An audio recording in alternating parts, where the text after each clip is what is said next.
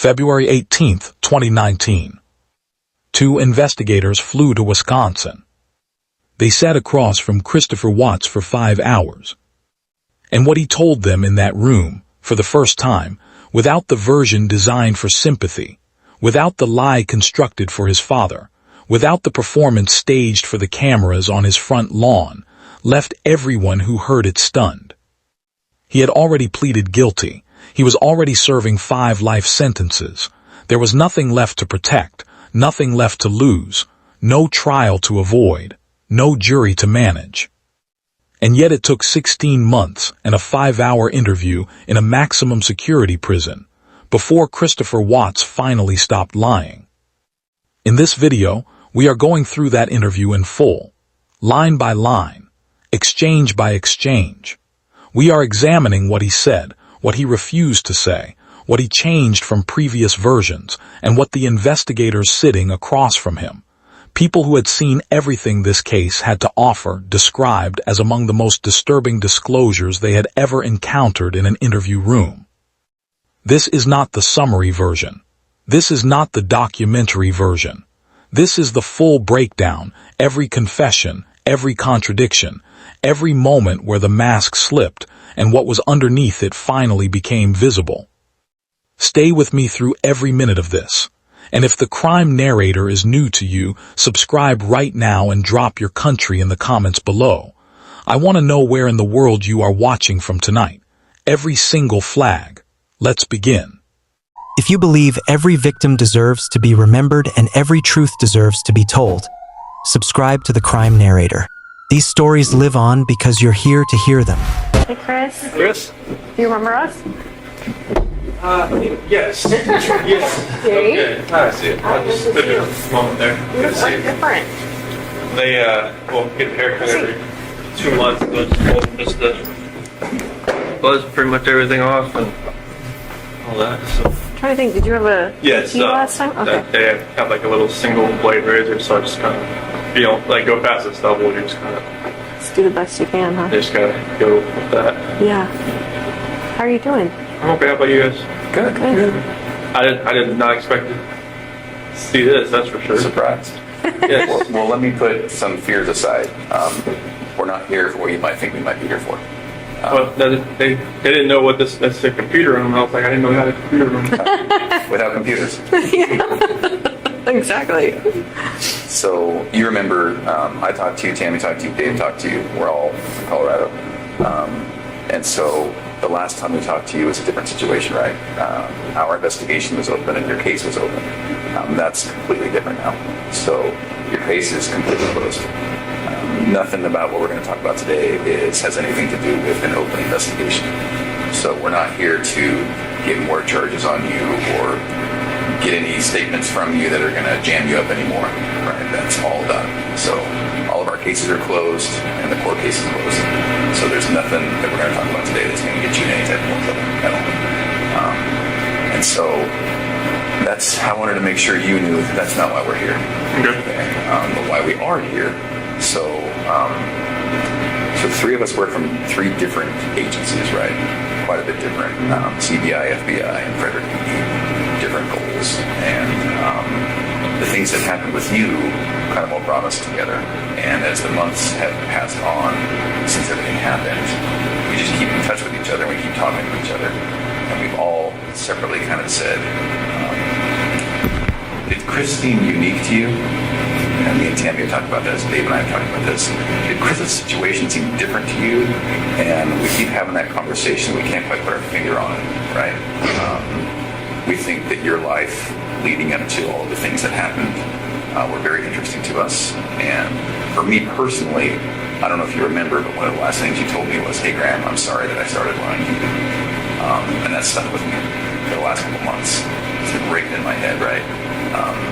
I've never ever worked a case like this where someone told me that ever. And so as I walked away, I thought, Chris is different.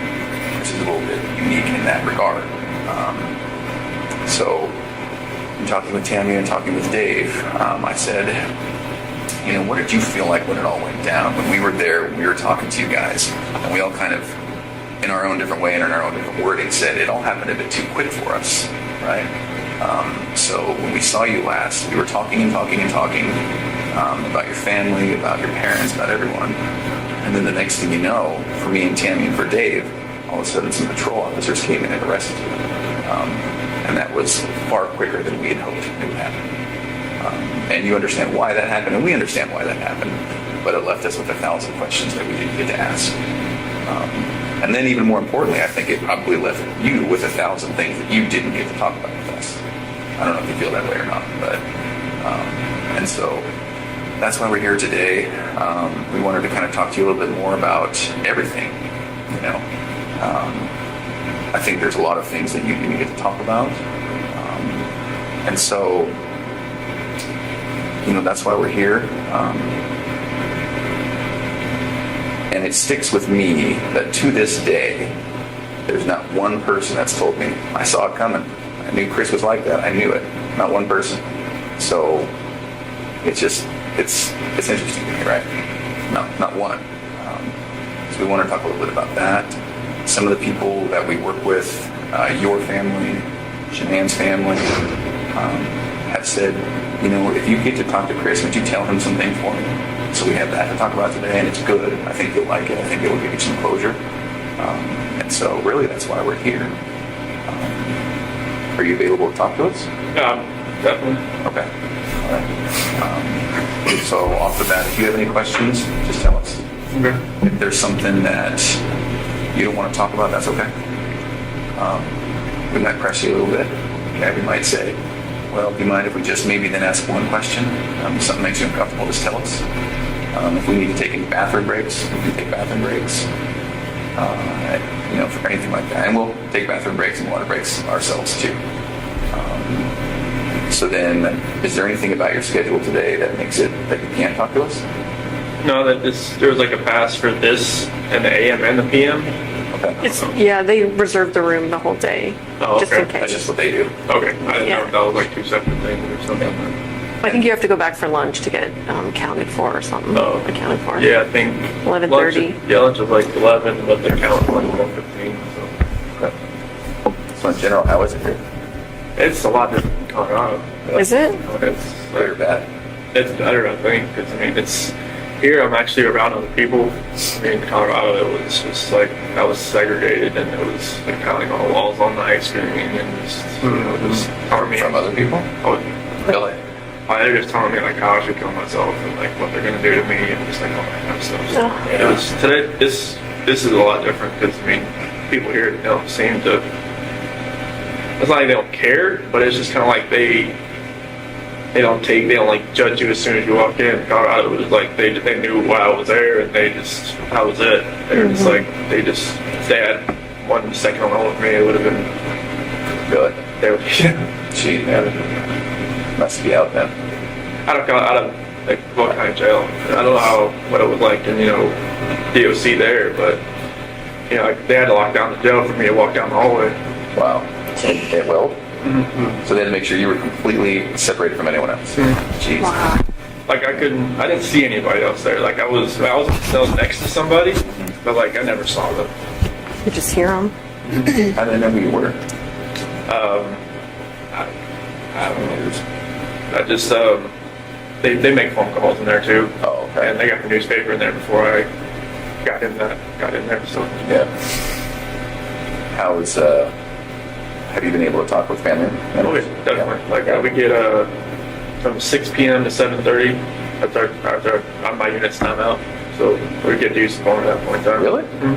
And do they charge you for it, or? Oh, it's just like it's like Secures or something. Okay. And how do you make money to pay for that? They put money on the phone. Oh. So if I call, like if I was like to dial somebody's number, they'd have to have like a phone account set up. Oh, I It's gotcha. such restricted. And then so who you call pays for it? Yes. Oh. Okay. Have you been able to talk like family members and parents and all Yeah, that? my mom and dad, my sister. Okay. Good. Is that a good thing? That's a good thing. Good. Yeah, if they don't hear from me, they're like, "Oh, what's wrong? What's going on?" Oh, good. And how was it with them? And so far, so good. Yeah. Yeah. It was hard to hear your parents at sentencing. Yeah. I didn't know if what they were gonna say. So Yeah. And so, yeah. I really appreciated what they said. I don't know about you. I definitely it was. I didn't expect them to be there. I knew they were there on the 6th, but I didn't expect them to fly back, and I wanted to fly back for that. So. Yeah. And then a lot what your mom said. Definitely. Okay. Good. Well, so we have 1,000 questions. I'm sure you do too. Do you care if we start, or do you have any questions for us? Go ahead. All right. So one of the things that we're battling with is, and I won't make any assumptions today. So, are you aware that this was a national story? After a little while, it was. I didn't talk to my parents while I was in Colorado. Okay. Because, I mean, my attorney team told me, all right, no phone calls, no letters, no nothing. Okay. So, like, I made one phone call when I was in the segregation area there, but my dad thought it was, like, somebody, like a news, somebody trying to call him. Oh. So he didn't answer? Yeah, so he didn't answer, but other than that, Okay. I didn't talk to anybody, but from what some of the deputies were saying that, or my attorney team coming in and said, this is like, they've got people from Australia, England, and all kinds of people trying to figure out what's going on. So, Did they send you any of the letters, like fan mail or anything? Well, I got letters, but I couldn't keep them like with me, so like I could read them like an hour out. But it's like I got a bunch of just letters that had no return address and stuff that was just not very good letters. yeah. So, okay. They came from a weird perspective, didn't they? From what we have heard. Definitely, there was one person, I guess, from Broomfield that was like writing like 4 times a week trying to come visit me, and then there was just a lot of people like writing out like bleed through markers saying, like you're a monster, or all kinds of crazy stuff. All right. Well, we're going to talk about some hard issues today, but I don't intend to take you to a dark place today. Okay. I hope that when we're done, you'll feel better. I hope it'll be therapeutic. We're going to talk about, obviously, what happened with your family. And so that's going to be hard to talk about. I appreciate anything you can tell me about it. If you need to take time out, if you need to get a tissue, that's fine, right? I think it'll be very good for you. It'll be good for us. And so one of the reasons I asked about that national attention is we were aware that you were getting a lot of letters, a lot of interest, and then us personally as law enforcement, we got so many people who claim to have known you, claim to have been with you, dated you, slept with you, and 99 times out of 100 they were just crazy people, right? And so maybe that's a good place to start. Had you heard about any of that? John Walsh, he told me about some dude from Wyoming. Yeah. Trent? Yeah, it's that guy. That blew my mind. I was like, who the hell is this guy? And who told you about that? Attorney John Walsh. Oh, okay. Yeah. Do you mind if we talk about him? Graham and I interviewed him. You had to? Yes. Wasted our lives. Yes. So Trent, in summary, Trent came in and said, met you online on a dating app, had a few, casual but quick sexual encounters with you. And let me be very clear. Not only are we not here to jam you up today, we're also not here to judge you.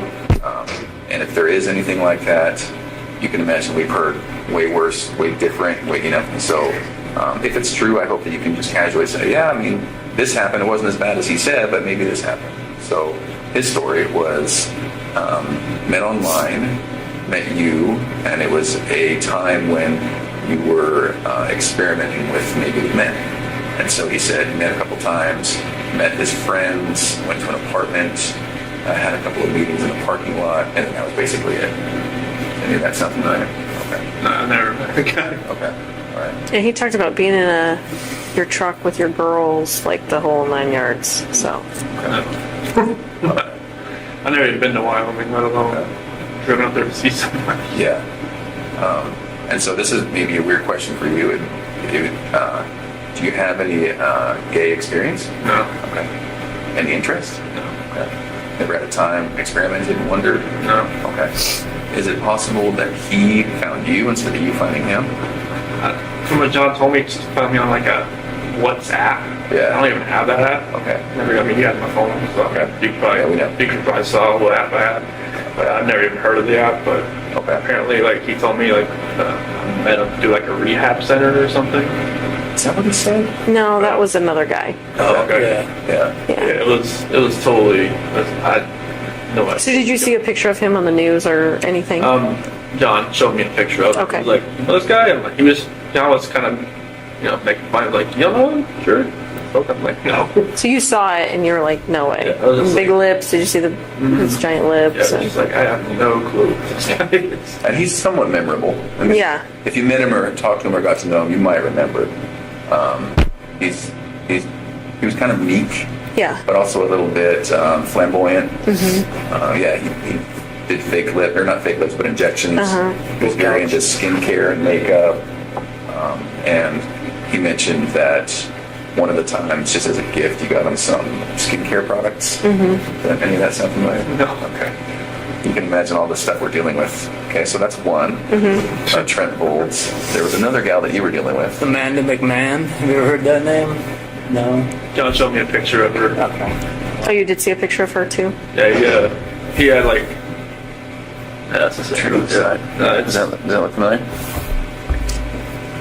that's the same picture he showed me on the Okay. in my soul. I was looking, I was like, who's that? He's like, oh, you don't know her either? Yeah. It's like, no.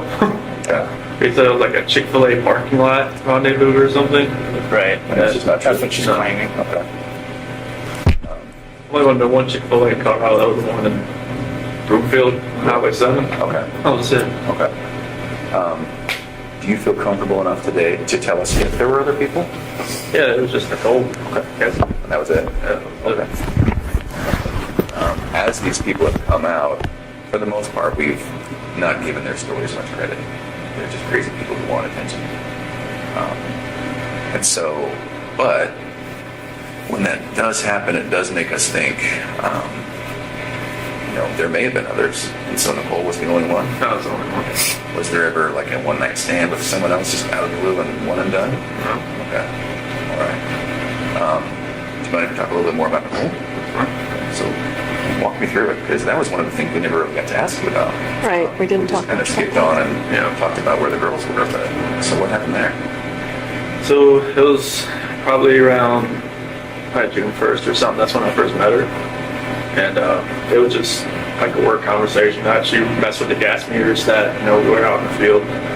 And I was messing up. And then, I took it to her like, hey, what's going on with this? Like, how do I fix it? And, after that, we just ran into each other a few times in the office. And I think it was probably the fourth time meeting.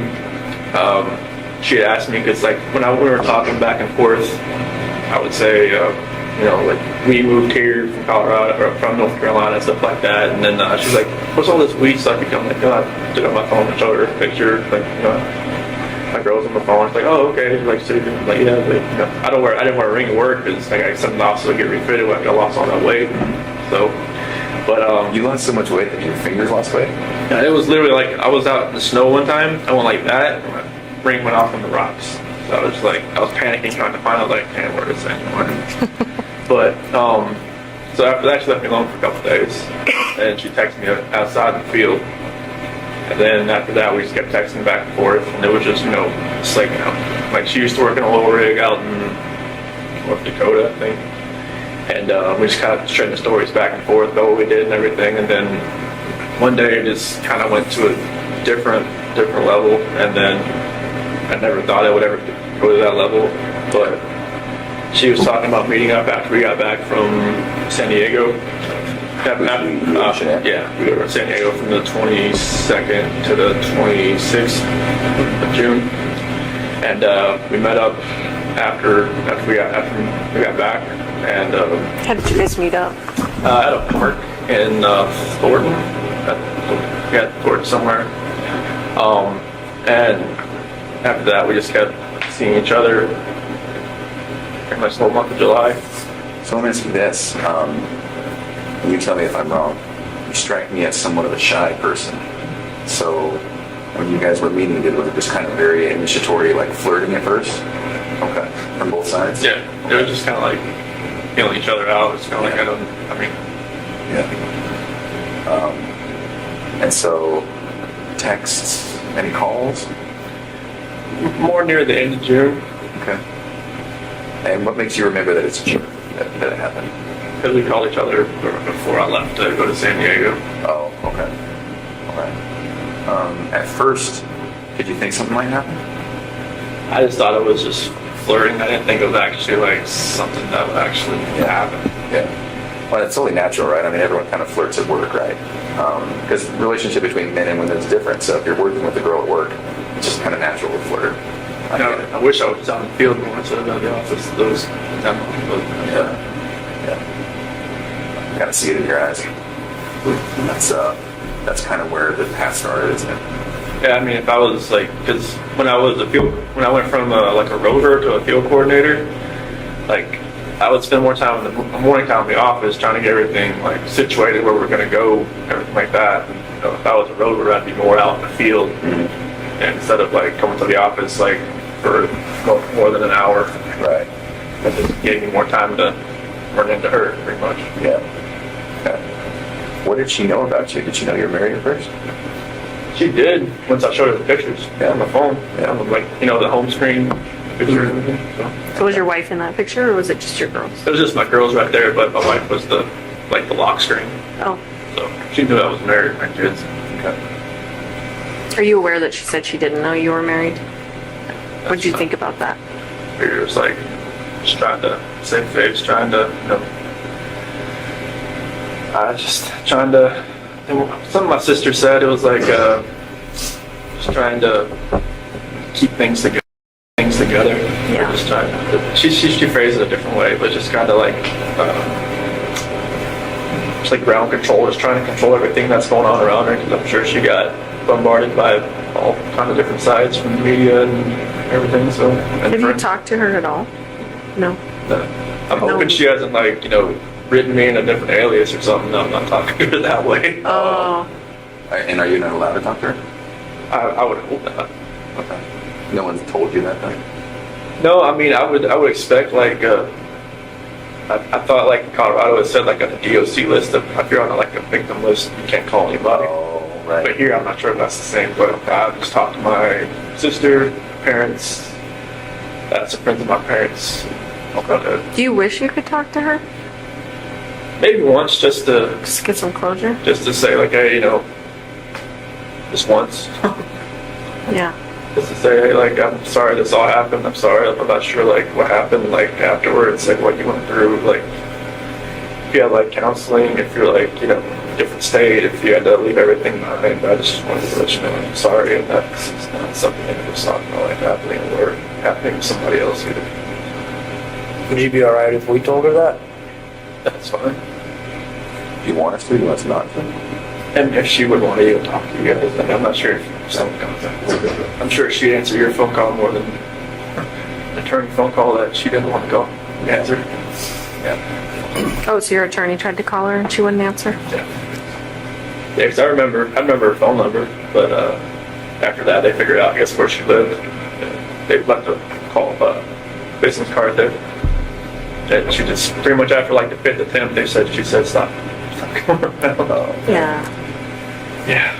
I'm sure she's getting bombarded like everyone else, so. And hopefully it's calmed down since, but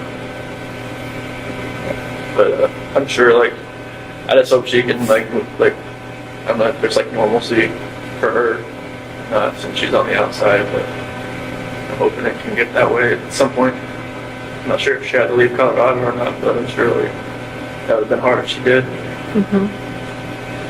I know Anadarko was her dream job, so that's one thing I always, like, asked my attorneys is, like, did she have to leave? Like, did she have to do anything at work? That was one thing, since she always told me that was her dream job, so. Mm-hmm. Oh, really? Yeah. Where did she mean? Like in the oil company in Anadarko, it's like, you know, I mean, unless you're working for, like, BP or, like, ConocoPhillips or something. Oh, I see what you're saying. Anadarko's, like, you know, it's like, Big leagues. yeah. Can I ask kind of a tough question? Did you love her? I felt like it was true. Yeah. I think so too. I think it was the same from her. Okay.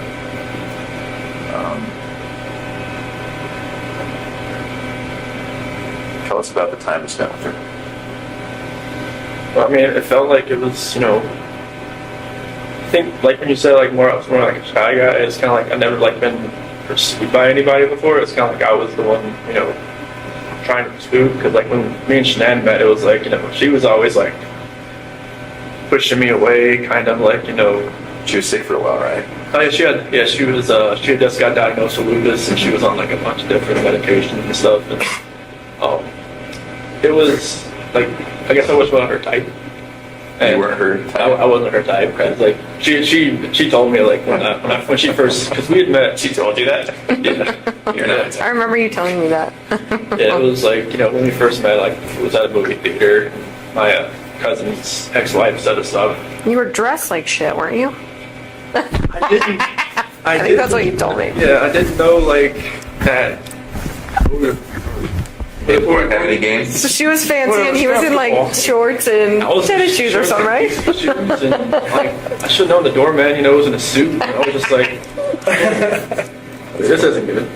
And, like, Was it a theater? It was a fancy theater, right? It was Kinda? in Charlotte. It was called the Epicenter, and apparently they give you like champagne and all kinds of stuff. Oh, this is the fancy date night theater. Yeah. Yeah, I think he movie came. I think he came like he was going to a Like I was, Cinemax, Like like like I was going to a bonfire like an or something. AMC. Like a play theater? No, it was like you like we just watched a normal movie, but like you can like drink champagne and like have like, you know, a Jack and Coke inside the theater and just sit there and just whatever. But like yeah, when she first saw me, she was like, I should probably just turn and talk to the bartender a little more. Like, no, I'm not here to meet.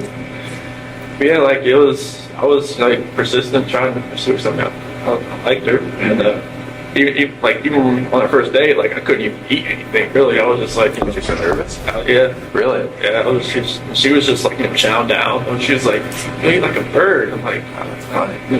And she taught my parents, like, you know, months later, she was like, this guy just never ate. It's like, this guy eats like a trash disposal. This trash disposal. It's like, no, not around me. I was like, well, I'm just nervous. And I was just like, I was always like shaking and everything. But yeah, I was always pursuing her, and then just like finally I grew onto her. Like, you know, I would always like with her medications and stuff, I would always like, she had like 8 bottles of medications, so I would always get like her day and nights and kind of like put them all in that little, you know, flip open and Pill box. yeah, all that kind of stuff. And you know, I would always, you know, be around her. I even went to her colonoscopy. She said after that she knew that I was like kind of a keeper. It's like, you know, who goes to a colonoscopy after 3 months with somebody? Right. It's a little soon. Well, she asked if she needed a ride. I'm like, yeah. She's like, you want to go to colonoscopy with me? I'm like, sure, why not? Yeah. Like, I even sat with her while she drank that nasty stuff all day. Yeah. Oh.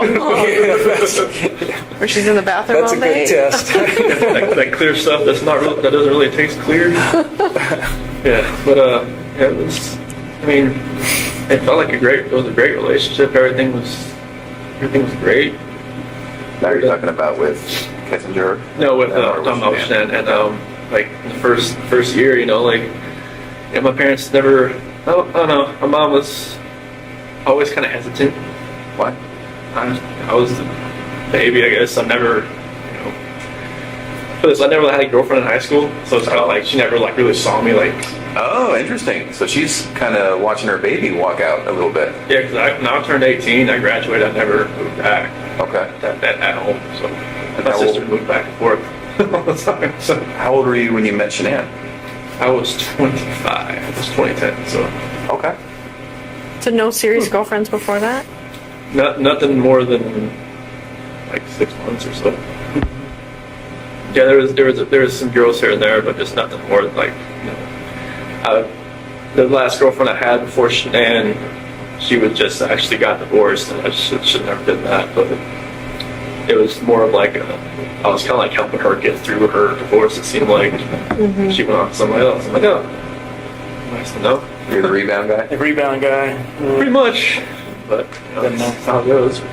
Would you say that in your relationships with women, it seems to me, and you tell me if I'm wrong, it seems to me like you're attracted to maybe a more dominant personality? It seemed like it because I'm more of the just reserved. I mean, I just kind of like go with the flow type. Yeah. And like Shannon usually made all the decisions. It seemed like so. I get that. I'm the same. Yeah. I don't know what it is. Yeah. I don't think that's right with you, but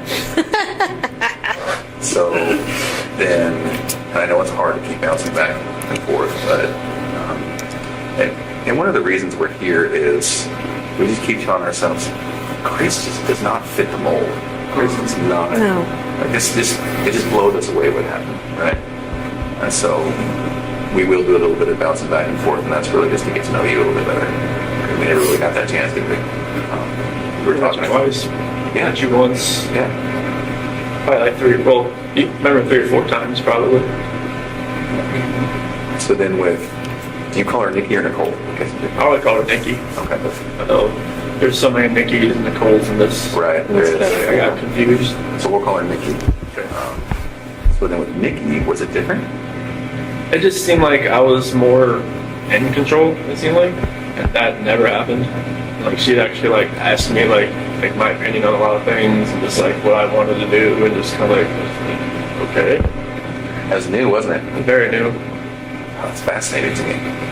And so did it feel more like an equal partnership or? It seemed like it. Yeah. Okay. So then when it was date night, would you guys talk about it? Would you ask to go somewhere? Or would she say, I want to go somewhere? Was it too fast? The first time we went out, it was to a movie over at the Orchard, off the 144th over there. And I asked her, like, hey, you want to go see this movie? And like, yeah, I'm like, okay, cool. And we got there, it was sold out. And, normally you'd probably just have, just wait 2 hours, like, just go home. But now she just wanted to walk around and just talk. Okay. Oh, wow. So that was different. And, I think she wanted to go to the car museum, the Shelby Museum in Boulder. I've never been there. And That's right up your alley. I was just like, that was awesome, just to walk around cars for like an hour or so. And then, drag race in Vandermeer. Okay. I haven't been to a drag race since 2008. That was in Charlotte.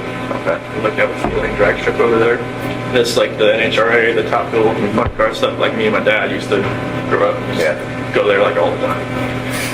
And then like went to camping in Sand Dunes National Park, and I'd never been camping. I always wanted to do it.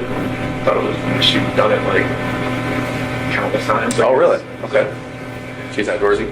Yes. Okay. Yeah, I guess she, every time like she needed to clear her head, she'd just go by herself, just go somewhere else. Yeah. But she's a completely new type of person in a relationship. Yeah. Okay. All right. What were you thinking this whole time? Like, in the back of my head, I was just telling myself, "What are you doing?" Like, every time, I'd open up my phone, I could see pictures, like, of my wife and my kids, and just like, what am I doing? And then, like, every time I was with her, it seemed like I didn't think. It seemed like it was like a blinder that was in my face. oh, And it just, like, every time I look back on it, like, like, I have pictures of my wife and kids and myself. And, like, every night, or every morning, every night, I just, talk to them, say, like I have, like, this book I used to read for Cece. And I remember that book, so I read that to them, like, every night. And, like, there's some scripture and stuff that I read to them, so I just try to, think back, like, I wish this never happened. And just, like, I wish that blinder wasn't on my head, wasn't in my eyes, that would have seen what was going on. Like, I was having, everybody said, oh, you're just out there having fun while your kids, or kids and wife are on vacation. I'm just like, no, it wasn't like that, but it seemed like that's what it looks like when you're going, you're going to camping, you're going to drag race, going all the other stuff that you have fun doing, but you're with somebody else. It's not your family. It just didn't seem right. With her, it just didn't seem like I could even see that anymore. Yeah. I was there at her house pretty much every night. So it was like I didn't have that time at home just to really think about anything. Because literally I was only at home from like when I got home from work. I worked out, I ate dinner, and then I went over to her house. Like I never slept in my house like the whole month of July. now, talk me through that though. When you said you went home and then you were at her house, was that while Chanel was gone? Oh, okay. So you weren't even at your house. No. This all happened so quickly, didn't it? It was insane quickly. Like I didn't like. She even told me like she would never, in like a normal relationship, she would never have somebody over at her house like more than like once or twice a week. But she felt like she wanted me over there. Yeah. She said she felt comfortable over there. Yeah. So it was just like that's what was different. Like she wanted me over there, but I just wish that all that would just go away. I just wish I almost like I know it's hard. I know it's wrong to say I wish I never met somebody, but I wish I, maybe met her at work and then just kept it that way. I think if we had a time machine, I don't think this would happen again. Because some people, when this happens, you're like, well, if it wasn't this time, it would have been next time, or it would have been the next time. It just wouldn't have happened with you, would it? It happened so quickly that you tell me if I'm wrong. You're not the type of guy to take control sometimes when you need to. Yeah, it seems like this is what happened. Yeah, I didn't take control of this situation. It just like the situation controlling me. Right, it just happened. No, I get that, man. I'm somewhat passive myself, and it's like, there's situations where I'm like, oh, why did I let that keep going? Yeah, I don't know why. It was like a roller coaster ride that I just kept punching and taking on, and I just never could get up. Yeah. Can we talk about the hardest subject? So when we were talking, the last time we talked, the last thing we talked about was where the girls were. But we never really got to talk about that night. So what happened? So nothing really happened that night. It was in the morning. Okay. It was, me and Jeanette, she got home like at 2 o'clock. And, I felt her get into bed. And I just felt like I didn't feel like I just would make sure I looked at my phone at 2 o'clock and make sure she's okay, she's in there.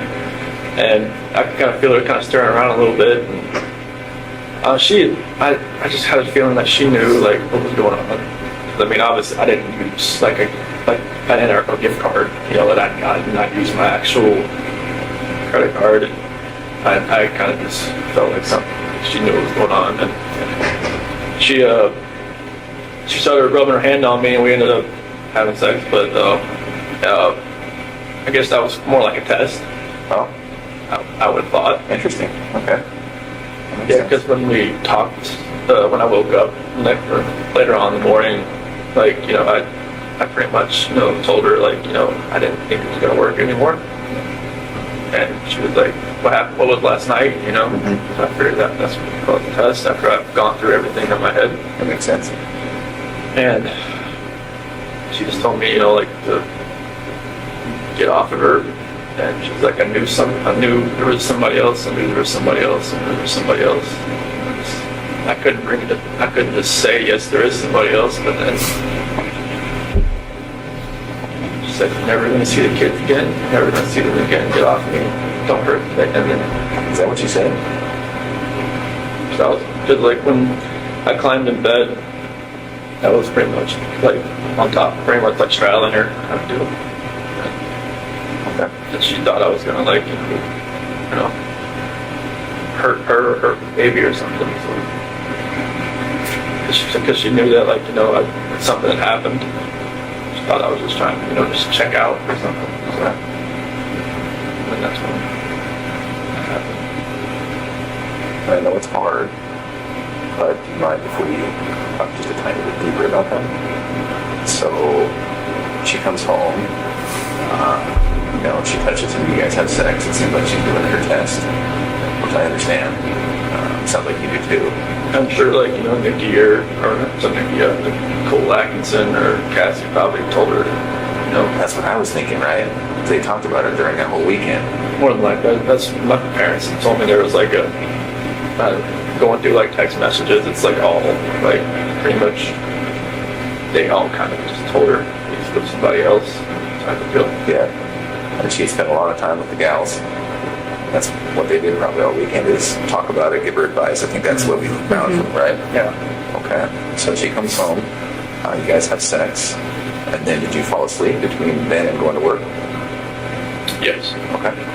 So then at some point, does she wake you up, or is it you waking up for work? Alarm more. Oh, okay.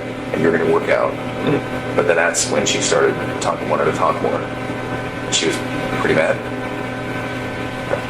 Yeah, I mean, it was, I already kind of knew that, using that credit card, Was that intentional? Yeah.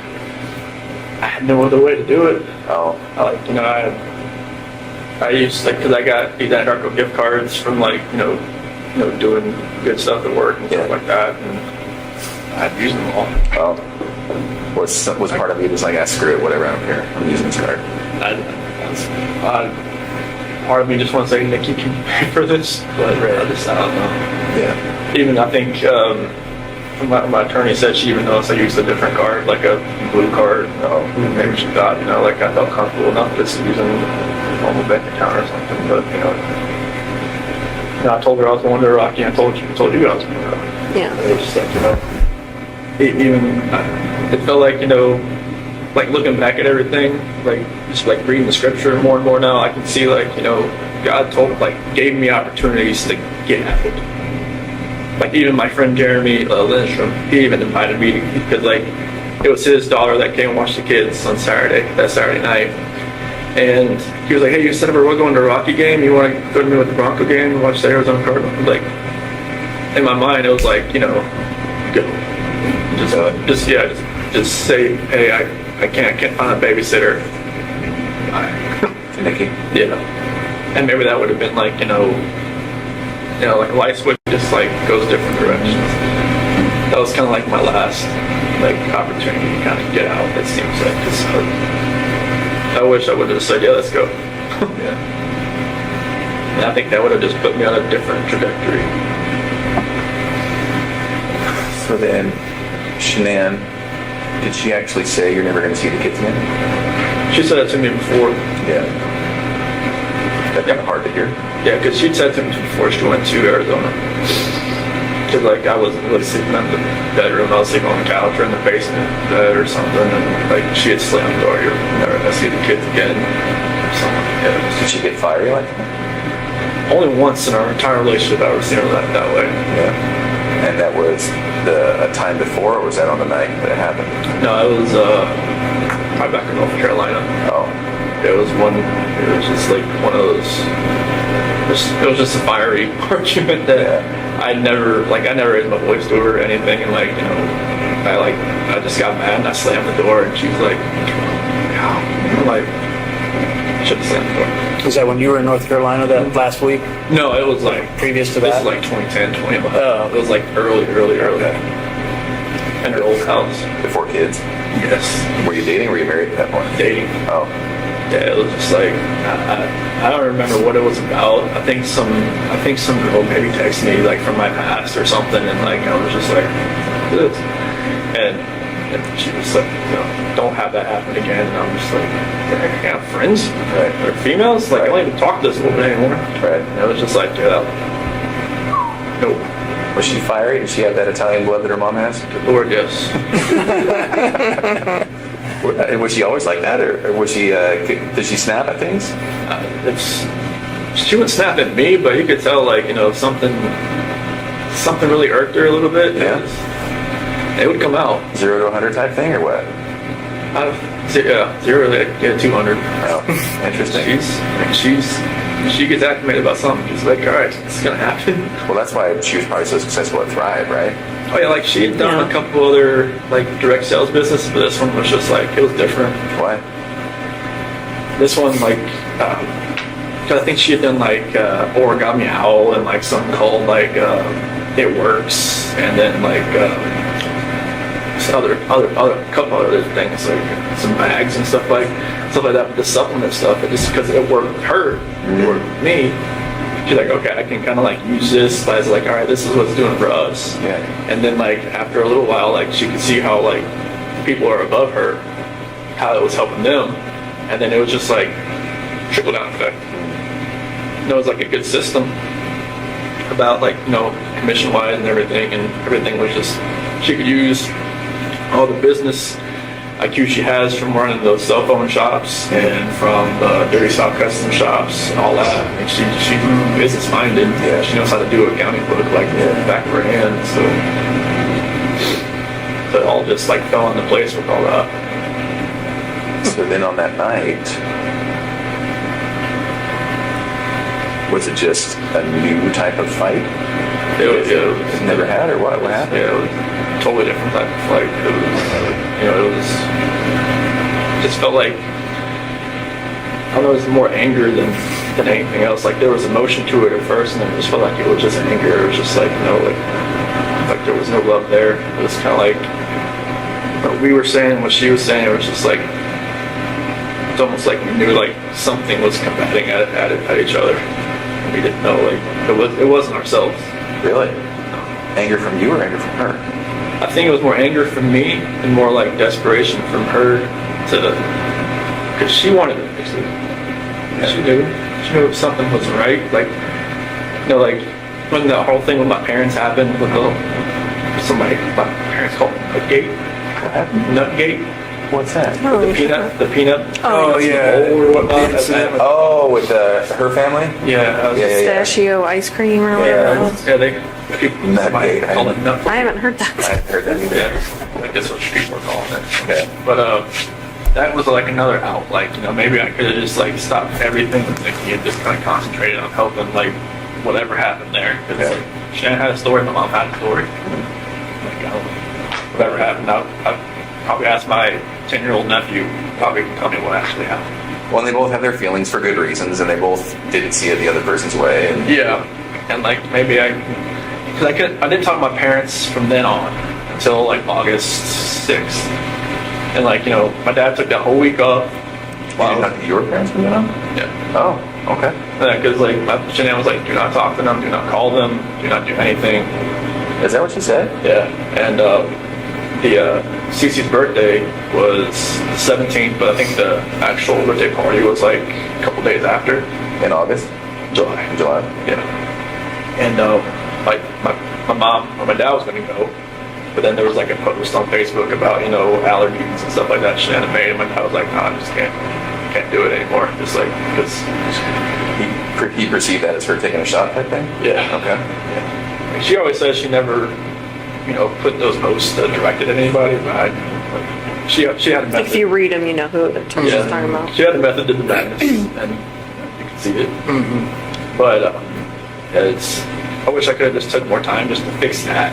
Because I wanted my parents to be involved. Like since like the whole wedding thing, and then up to that, it was like my mom, my sister were always like combating with Shanann combating with them. My dad was always cool. Like, he's just like me. He's just like go with the flow. Like I just want everybody to get along type deal. Chicks, I man. loved your dad.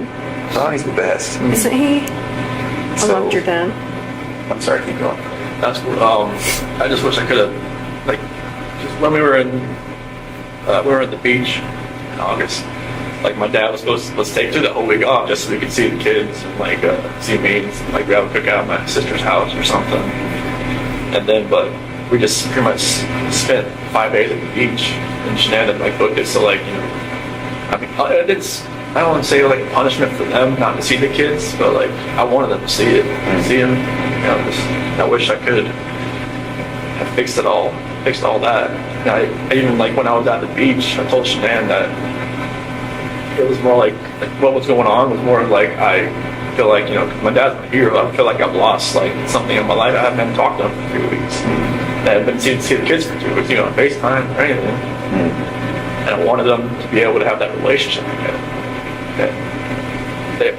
She was pretty much gung ho, and like she tried to kill my daughter by giving her pink. I was like, I don't think she gave it to him. Was that her stance? Is that your mom Put something in front of Cece. Like to kill her or No, just like didn't care? like Didn't pay attention. she thinks that allergies and like this state of age is like people think, oh, you're Like it's fine. made up Like kind of thing. he'll be fine. He'll just have a rash. He'll be fine. I've seen CC, like the first time. Well, I've seen a picture of when he had a cashew the first time. It wasn't good. And then she had kiwi the second time, and then the same thing happened.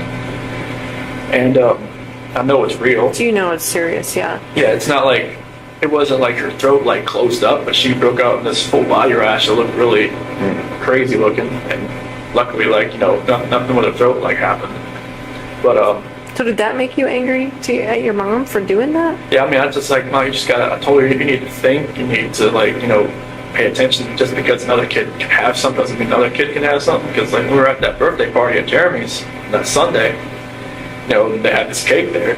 Like Bella wanted it so bad. I'm like, can't you answer it? Because Cece can't have it. She was like, you know, okay. And all the other kids were like, they can't have the cake, you know. Like I just kind of took them off and gave them some like a one of those frozen pops or something. But you know, it's just like she had to learn that just because one kid has something and there's another kid that can't have it for a legitimate reason, like you know, she couldn't have done it. But you know, that's the kind of talk I had with her. When Shannon called me, I think it was maybe like middle of July or something when she told me all this had happened. That's when I called my mom and talked to them for a while, and then they're just like, you know, they just couldn't deal with her anymore.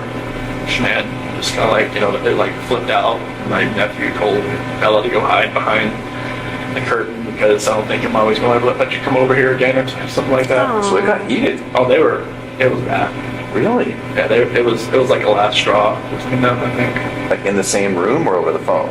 No, they were at They were, and so they were my really mom's heated. house. Yeah, because Cece and Bella and my niece and nephew were there. Okay.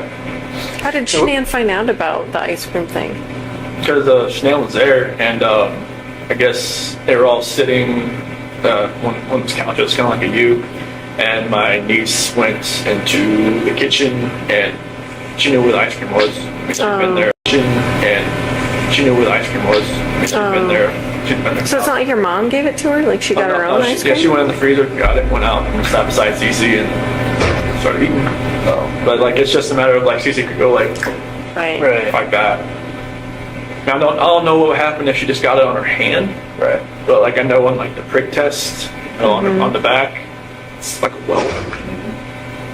So were they staying there at your parents' house during that time? Yeah, it was. So they would go from from Sandy and Frank's house for like a few days or 5 days, and then go to my mom and dad's house for a couple of days, and kind of bounce back and forth. Okay. So it happened during that time? They were there, yeah. Okay. And so there were so many things that happened, weren't there? They just were little tiny ingredients to this recipe. Yeah, nothing like. That's crazy. I mean, it's just so many things just didn't go your way. Everything was like somebody was stirring a pot, and it was just. Yeah, that's exactly what it was like. So then, I know I keep bringing it up. Can you walk me through just the last few minutes before Shanann died? It was pretty much just I had gotten dressed for work, and then like we started talking. Did she come to you?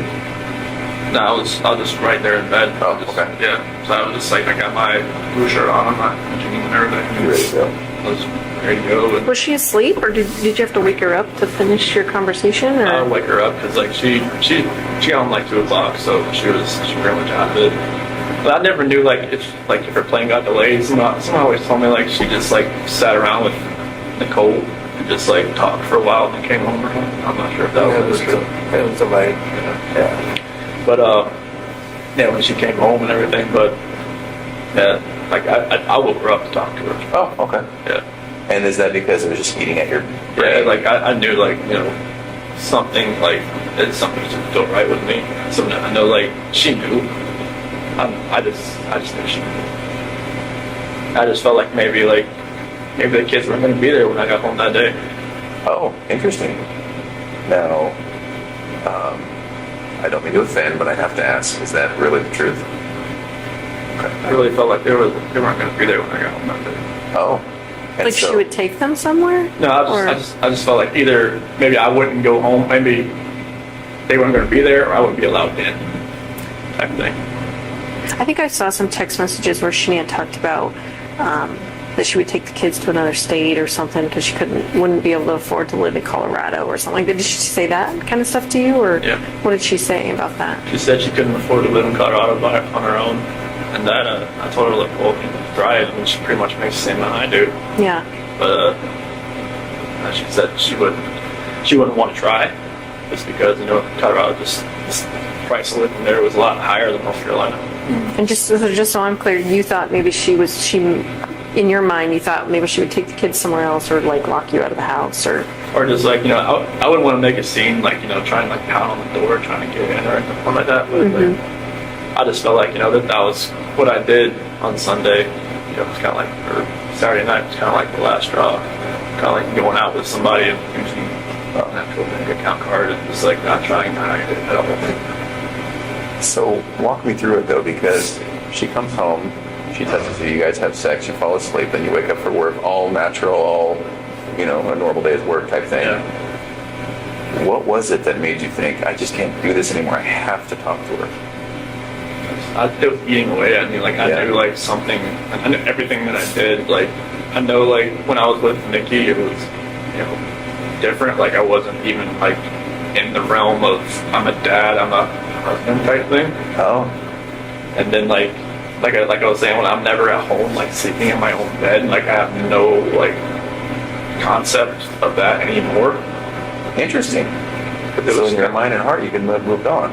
Like, it kind of felt like if I wasn't at home, like, I didn't think about it almost. Because, like, if I wasn't sleeping on my own, like, I think there was at one point, like, Nikki had gone to the mountains with her friends for, like, a few days, like, into June, first part of July.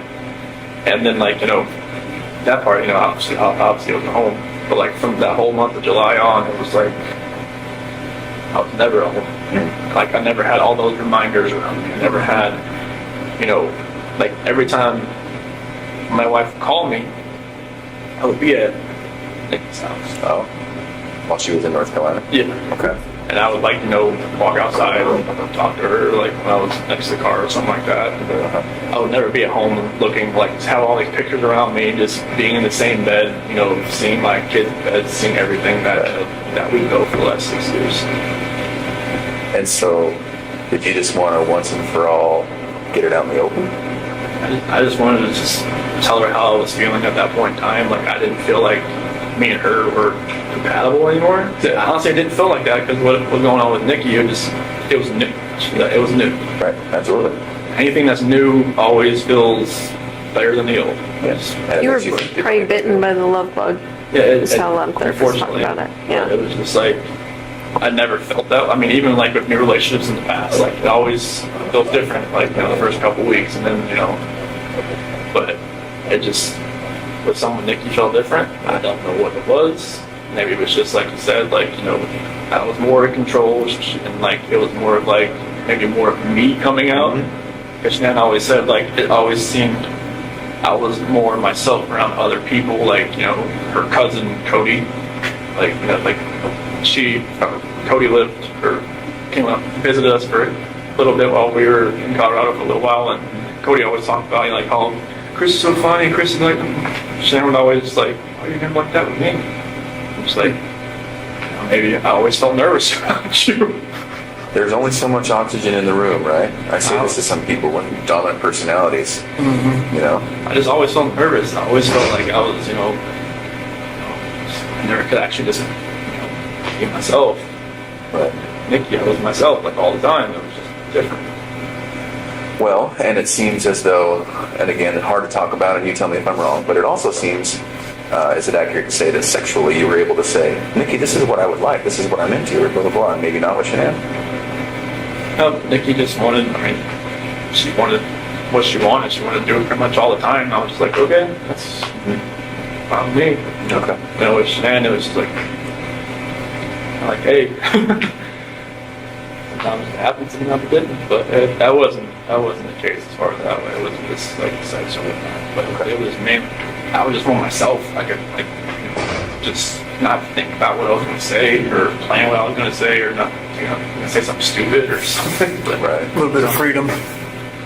Can I ask you something about that morning that you had sex with Shanann? Did you feel at all like maybe you were kind of cheating on Nikki by doing that? I felt strange. I felt like, you know, the first time I was with Nikki, I felt weird. First time, like, Sure. And then the last time I was with Shanann, I felt totally strange. I was just like, I didn't know who I was. I didn't know who I had become. I felt like I had become people I see on TV. and that did not feel right with me.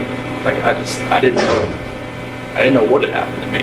So Nikki even asked me like, have you done this before? Have you go straight away? I'm like, I've never even thought about it. It's like, what's different? It's like, I guess it's just you that's different, because I've just never actually, like, I've seen girls smile at me before, never done anything about it. With her, it was just like, it's like she had a leash on me and she tugged me away. As soon as she walked, I'm like, what the heck, what's going on? So. Well, and Tammy brings up a very good point. I wonder if that last time with Shanann having sex had somewhat of a role in you thinking, like a trigger? I gotta do something, I gotta say something, we gotta have a talk, something's gotta change. Is that accurate? Yeah, I felt like it was like maybe like a trigger point or something, like it's like you hit the push button on a bomb, it just blows up. Right. There's something in my head was just like something's occurred. Just like I had to say something. Okay. So then exactly what did you say and what happened? So when I woke her up and it's like, hey, we just gotta talk. Okay. And it's like I told her, I don't feel compatible. I don't feel like this is gonna work. I just I don't wanna, like, can we cancel a trip to Aspen? And she had booked a trip that week to go to some like mystery 4-star luxury hotel or something. Just the two of you or the whole family? Just me and her. Okay. And she had Amanda Thayer, couldn't watch the kids that weekend or something. Okay. And I was just like, can we cancel that? Can we like do something? Like, from what I remember, I even said, can we move to Brighton just to get away from like this house? Oh. But like, I'm not sure if that was like in the beginning or the end of part of the conversation or whatnot. That conversation went so many different ways. Like they'd gone from like staying together to just like all of the above. Okay. So this is half an hour, what? Definitely not more than half an hour. I don't think. Okay. I don't think. Are you crying? Is she crying? It's back and forth. It's like, she's got, mascara. She didn't wash her face when she got home. She had makeup on still, so mascara was running all over her and stuff like that.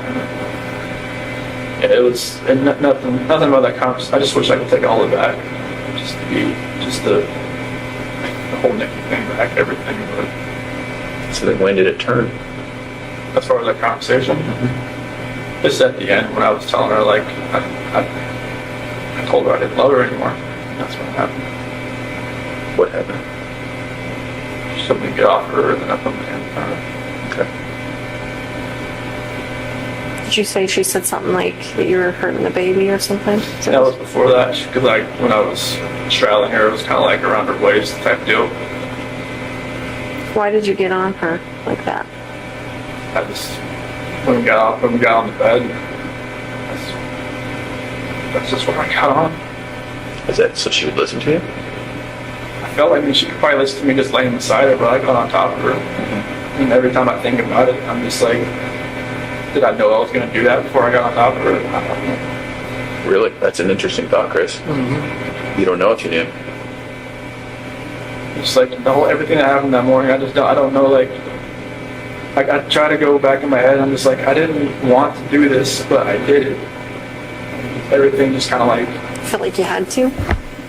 It just felt like it was... I don't even want to say it felt like I had to, it just felt like there was already something in my mind that was implanted that I was going to do it, and I woke up that morning, it was going to happen, and I had no control of it.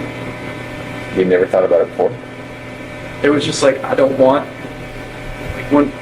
Like you said, like in the sentencing hearing, that prosecutor said it takes 2 to 4 minutes for something like that to happen. Like why can't I just let go? I didn't. Oh, that's interesting.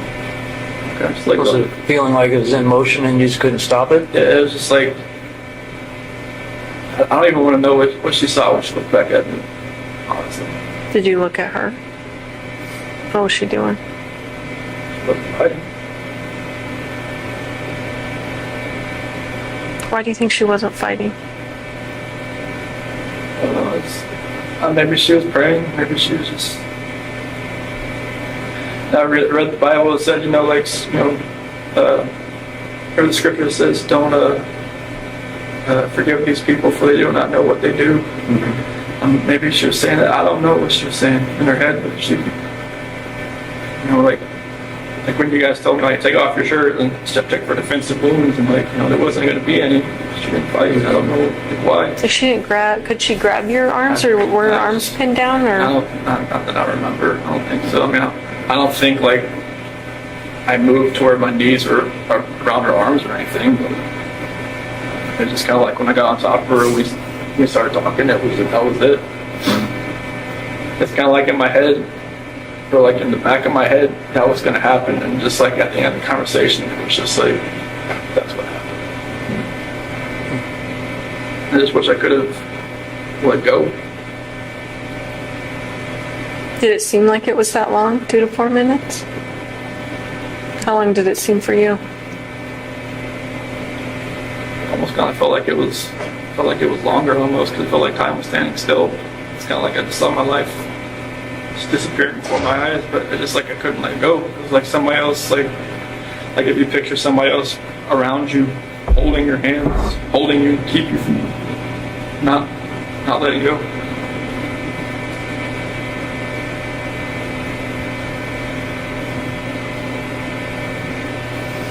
At some point there was a statement about rage. Do you feel like you were in a rage at that point?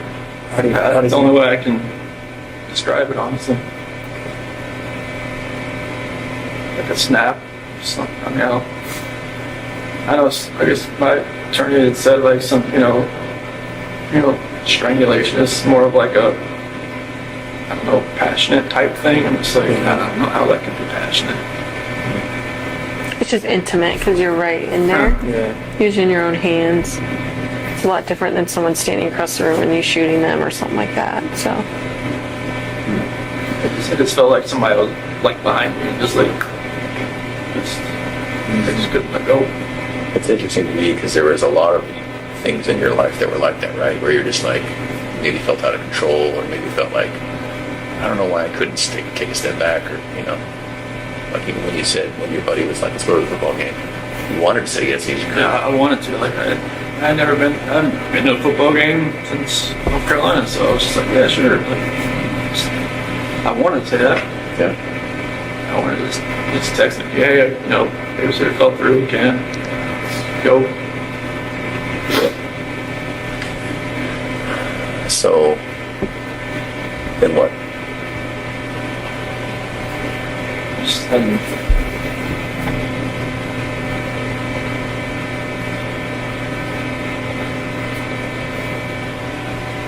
Just after, Shanann was, I guess,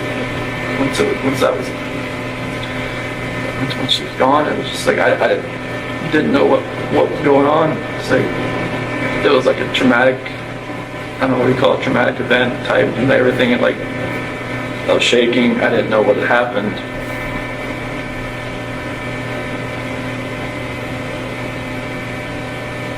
I didn't know what to do. I didn't know what I had done. I still wasn't in that right state of mind. I don't think like I was in control of what I could think or what I could do at that point in time. Like most people say, like, why don't you just call 911? I was like, unless you're in that situation, you don't know. We don't know what you would have done. It's easy to play Monday morning quarterback. mm-hmm. I agree with that. Like I said, if somebody shoots somebody, you don't know what they was going through their mind at that point in time. Mm-hmm. You don't know what you'd have done. So what happened next? Bella came in. Is that what happened? Bella came in. What she said? Wrong. Did she hear something? Is that what she? Obviously, I think. Okay. What'd you tell me? Just not feeling so good. And then, did that happen with Bella right in that room? Not wrong room. What happened? She walked in as, she's talking about, she was sleeping. Did you take her back to her room? Put Shanann in that sheet and found the site. Okay. And what? Carried her downstairs, backed my truck up. At that point, were the girls still there? Okay. So then Shenan's in the truck. Then went back to the house. Got everybody back in the truck. Was Bella first or was Cece first? In the truck. Yeah, I'm sorry. So Shanann was first, and then Bella was next. Was Bella alive when you guys got in the truck? Oh, okay. What happened? Going back up. Okay. I don't really want to talk about this part, honestly. Those are my kids. It's my baby. I have to talk to them every night. I have to see them. Okay.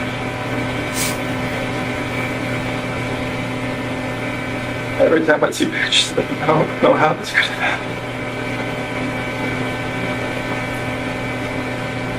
happened. Being a dad was the best part of my life. I took it all away. I think that's the hardest part for us, Chris, is we see those videos, we see that love that you had for your girls. Like, it's obvious to us, and even to us, it's hard for us to understand how a dad who's given piggyback rides and, you know, making snacks and watching princess movies and those kinds of things, how you get to that point, you know? I don't know. Like I said, it was just like something else was controlling me that day. I had no control over what I was like to fight back. Yeah. Like when that prosecutor said that Bella bit her tongue, like repeatedly, I just wanted to just bang my head up against the wall. So you put Shanann in the truck, and then you put the two girls in the truck? Were they just sitting in their car seats, or I guess they didn't probably have car seats in your truck, did they? No, it was sitting in the back with like in that bench sheet. So Shanann was back there too? She was on the floor. What did they say about Shanann being on the floor? Not be okay. What'd you tell them? She'll be fine.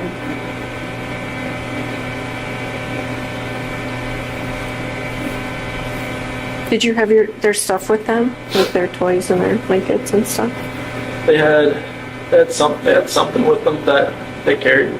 One of them, I think Cece and Bella had like a blanket or something with them. Mm-hmm. Like a pink blanket or. What about the dog? I think one of them had a dog, right? That talked, or dog? Yeah, one of them had like a little barking dog. Was that with you too? Do you know? I think it was. Try to it's hard to remember, like if they had like the big blanket, small blanket. So I think I saw on the video that you put a gas can or something in the back of your truck. Is that right? Did you have different plans when you put that in there? I don't know what was going through my head. I felt like maybe I could just get rid of myself at the same time if I was doing all this, honestly. Yeah. Did you think about that? What'd you think about that? I didn't feel like I deserved to live after what had happened.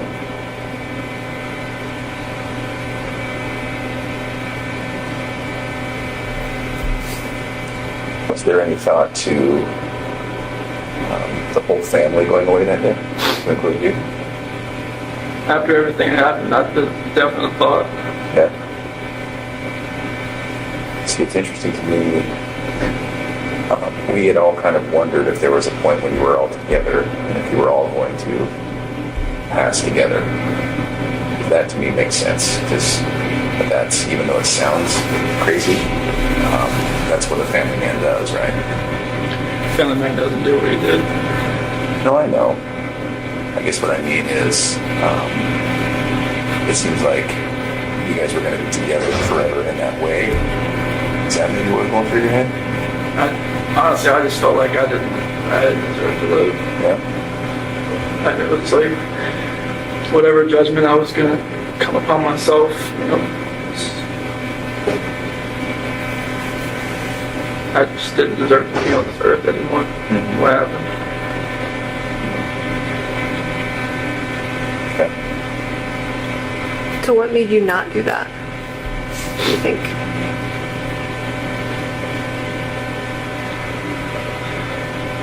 I don't know if it was just more of like a,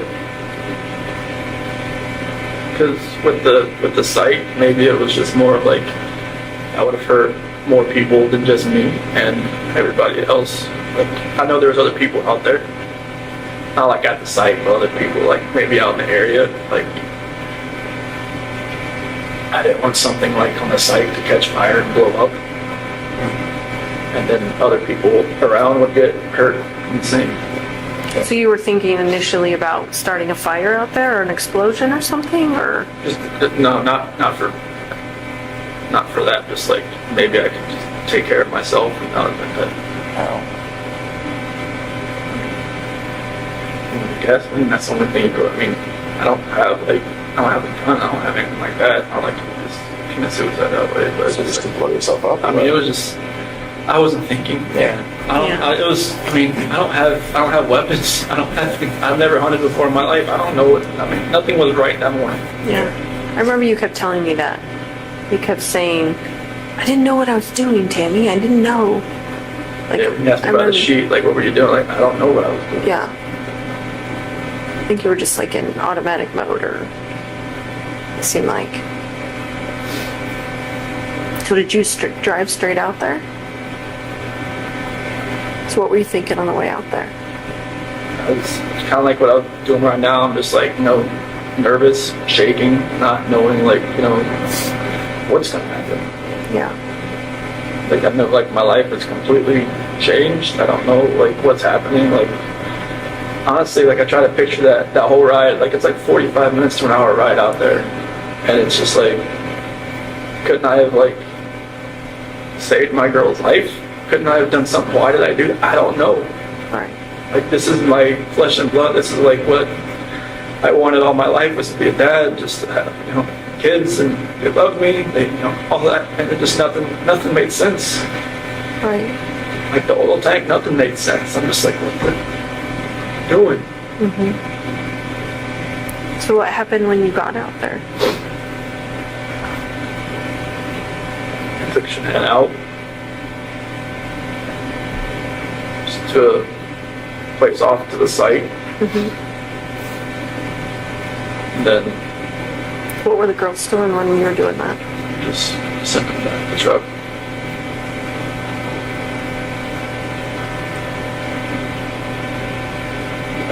And then what happened after that?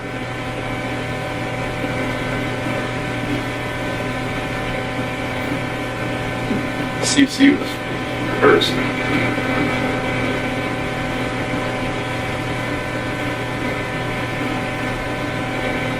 She did have a blanket. She had a blue blanket. A Yankee blanket.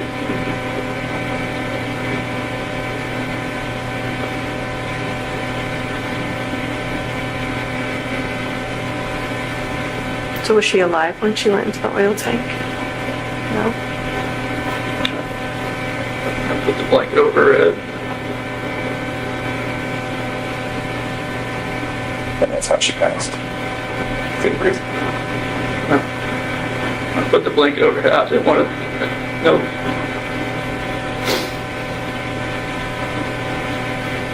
I strangled her right there in the back seat. Okay. What was Bella doing? She's sitting beside her. Did she understand? Did she know what was going on? She didn't say anything.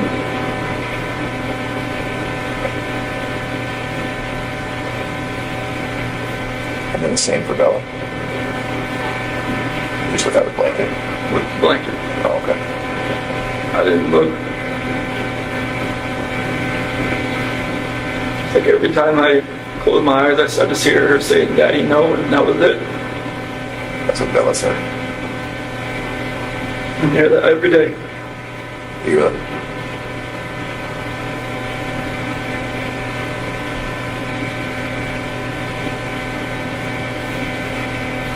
Sorry, man.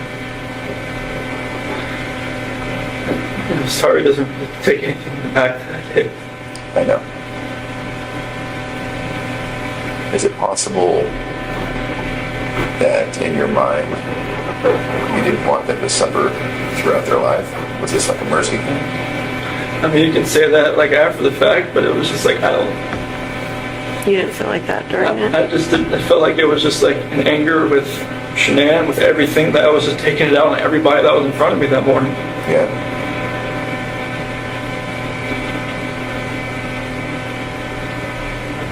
I mean, kids growing up without their parents, they, I mean, depending on what grandparents or whoever they grew up with, seemed to be fine, but it was just like, it was an anger thing. It was just like, And what were you so angry at Shanann about? Like, if you could pinpoint it. nothing that makes anybody to want to do this. I mean, you could be angry at your spouse like your whole life, but you should never have done anything like this. You should never let it get to that point. But I let it get to a point where I've never been angry before. Like, and this was like the epitome of being angry. Yeah. The epitome of like showing a rage. The epitome of like losing your mind. I mean, even like some people in here said, "Dude, like, the heck happened? You must have freaking snapped." And like, I just walked away. Just like, it's I don't see it in my mind how it could have, like, I look outside every day and like, what could we be doing right now?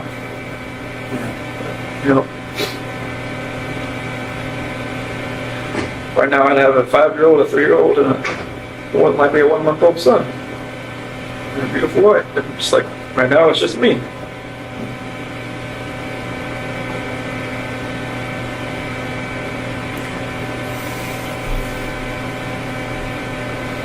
I watched that video of you finding out that Shanann was pregnant. You don't seem excited. You seem like kind of in shock. Scared. And yeah, like, oh fuck. Like, Well, it's already complicated and now this. Well, it's like, when we had talked about it, like a couple weeks, it happened fat, like with Bella, it was like, we almost gave up trying. And she bought me like a supercharger for my car. And then with Cece, it was like, we had to try. And then finally, but with Nico, it was, once or twice, and then like 2 weeks later, she's pregnant. Is that what happened? Yes. It's just like, it was more of like surprise, scared. I'm like, wait, what? Like, we just talked about this. Like, people have brought up the fact like, oh, she was probably pregnant before, like you guys even talked about it. I'm just like, no, it's not, no. Oh. But like, it was insanely fast. I give it that. Like, that's the only reason I ever gave that notion, like, even the moment of thought, because it was like faster than any other time that she'd gotten pregnant. You just didn't seem happy. Like, you know what I mean? Like, Yeah, I don't remember the video much. I know she was wearing like a "Oops, we did it again" shirt, I think, and I was walking out of my cooler or something. I don't remember like my actual like reaction, like watching the video, but like I could see her probably see it, like didn't seem like he was jumping for joy type thing. yeah, it didn't seem like that. Did you watch the one of when I found out about Cece? No. Oh, okay. Is it totally different? Yeah, it was. Yeah. Yeah, it was. Because Bella was in the crib and it had an eviction notice on the. Oh, yeah, I think you told me about it. Yeah, I never saw it though. Yeah, I picked up Bella and spun her around and whatnot. This time it was just me and Shanann, and she was in the kitchen. I don't know, like, I don't forget what date it was. Maybe like June 3rd or 5th or 7th. I'm not sure like what date it was in the video, but maybe I already felt guilty about talking to Nikki at work. Yeah. Maybe that was going through my head. Is that the potential timing? Does that make sense? Okay. I don't remember the video, what day the video was, but I knew like I'd kind of met Nikki around like June 1st. And I knew like she told me like afterwards. When you say met her, you mean like went on a date with her? No, I never went on a date with her until she was in North Carolina. Oh, okay. You're just like flirting stuff. Yeah, I mean there was natural flirting back and forth, and that was just like I knew that like with that video timing, I probably just looked like I was like felt guilty for even talking to the girl at work. Well, you probably did, right? Yeah. Did you guys fight before, you and Shanann? I know you talked about like not really raising your voice and stuff. Was there? Because I want to say, didn't a neighbor talk about them fighting and stuff? Yeah, but that was embellished and exaggerated, and he retracted that. Oh, he ended up doing yeah, that? he retracted that. So. Did you guys ever fight? Did you ever? I mean, Was there any domestic violence in your house? Like, No, like we never. this is strange to us to Even have. from her to you, I mean, Yeah. she gets mad when she's pregnant and grabs a knife or No, like scratches you or smacks you around or nothing. no, she'd never like nothing. Okay. That's what makes all this even more hard to understand from my standpoint, and from yours too. Yeah. Did she ever belittle you at all? Did you ever feel that way, maybe? What was that? Did she ever make you feel like she belittled you, or you felt belittled by her? I mean, there's always points like in a marriage where like the dominant person like takes control of everything, but like I was just my whole life I just kind of went with the flow. Like I never like put myself in the center of attention. I didn't want to be. Yeah. I just wanted to be in the back row. Mm-hmm.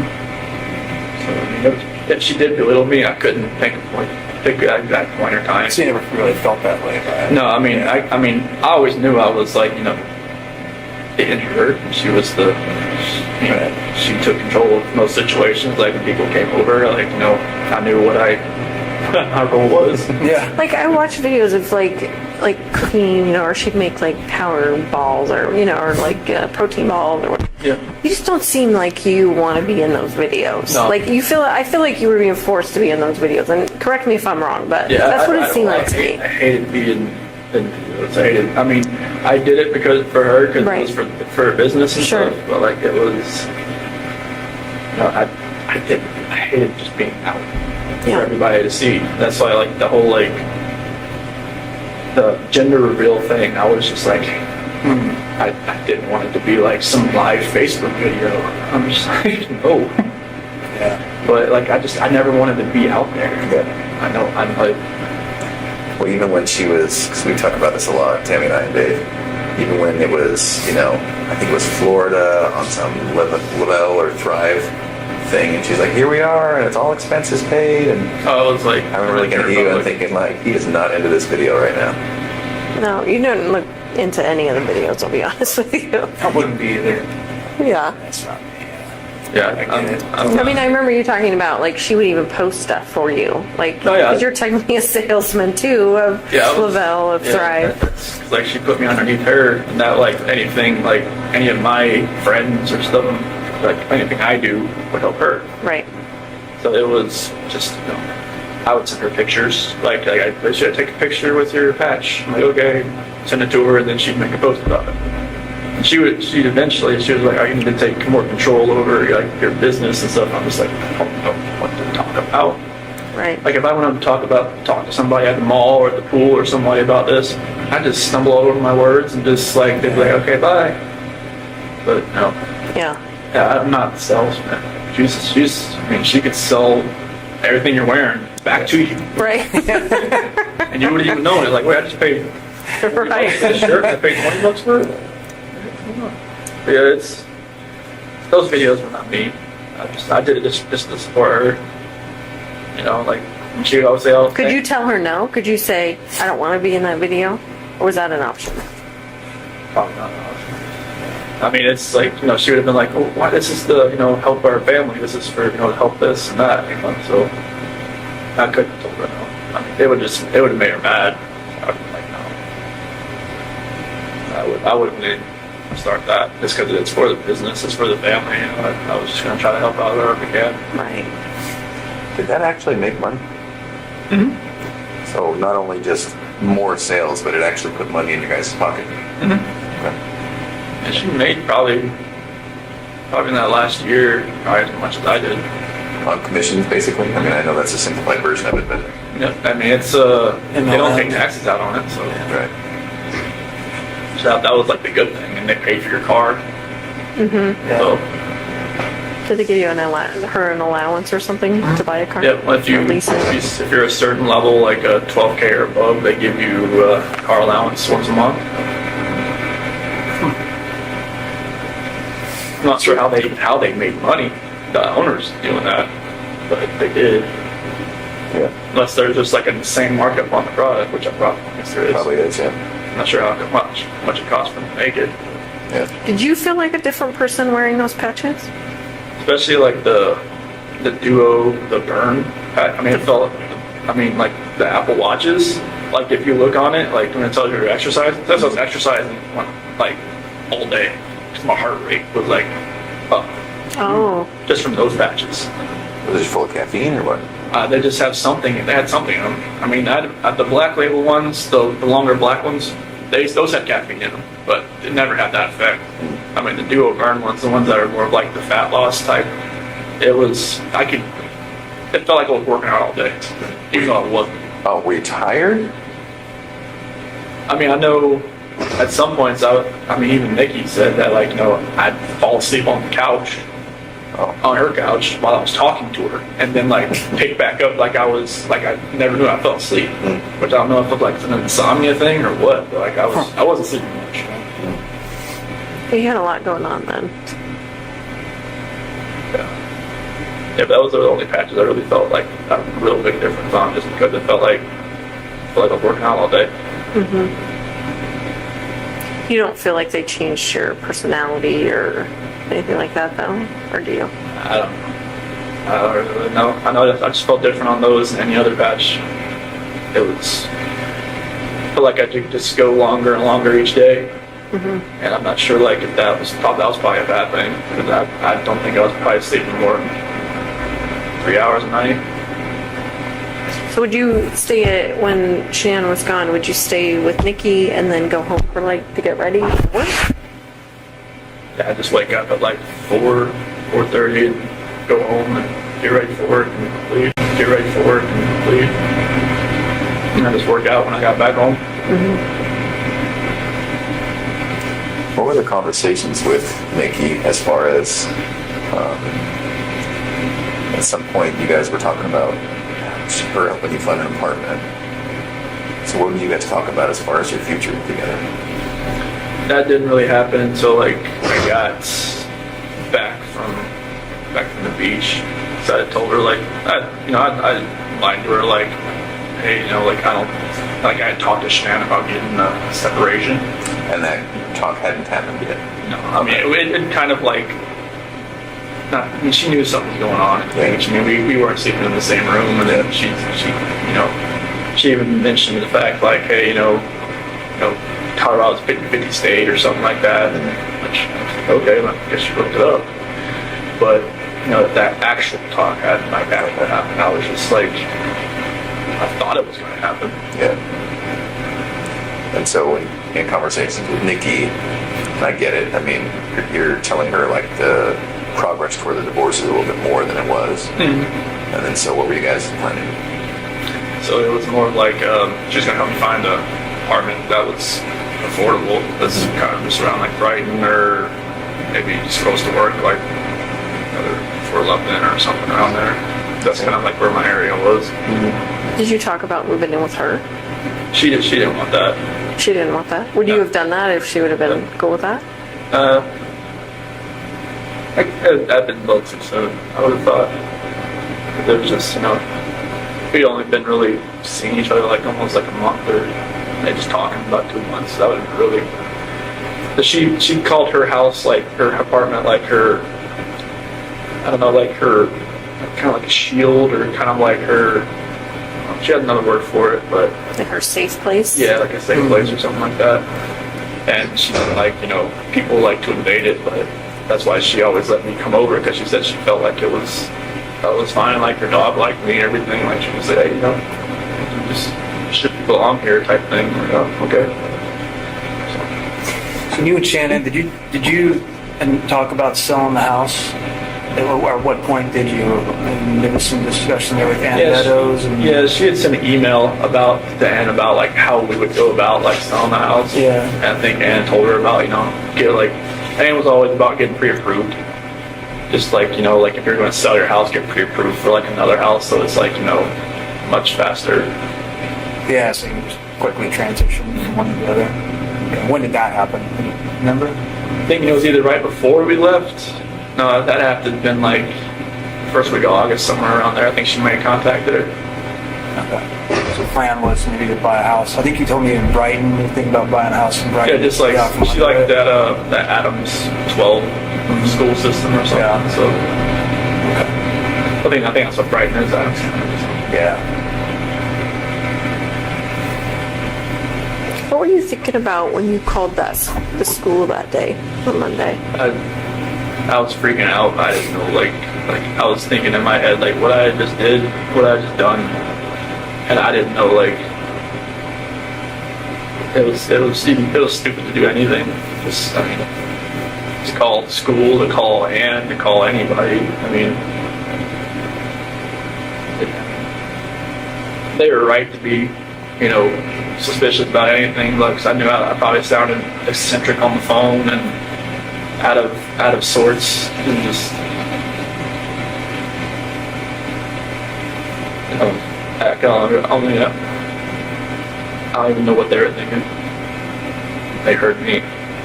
I think they thought it was weird, but I don't know how you would not sound weird, like you said, so.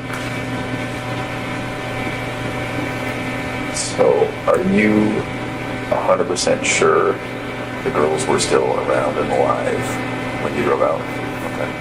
So that's completely accurate. There's nothing else about that. And they got in the truck.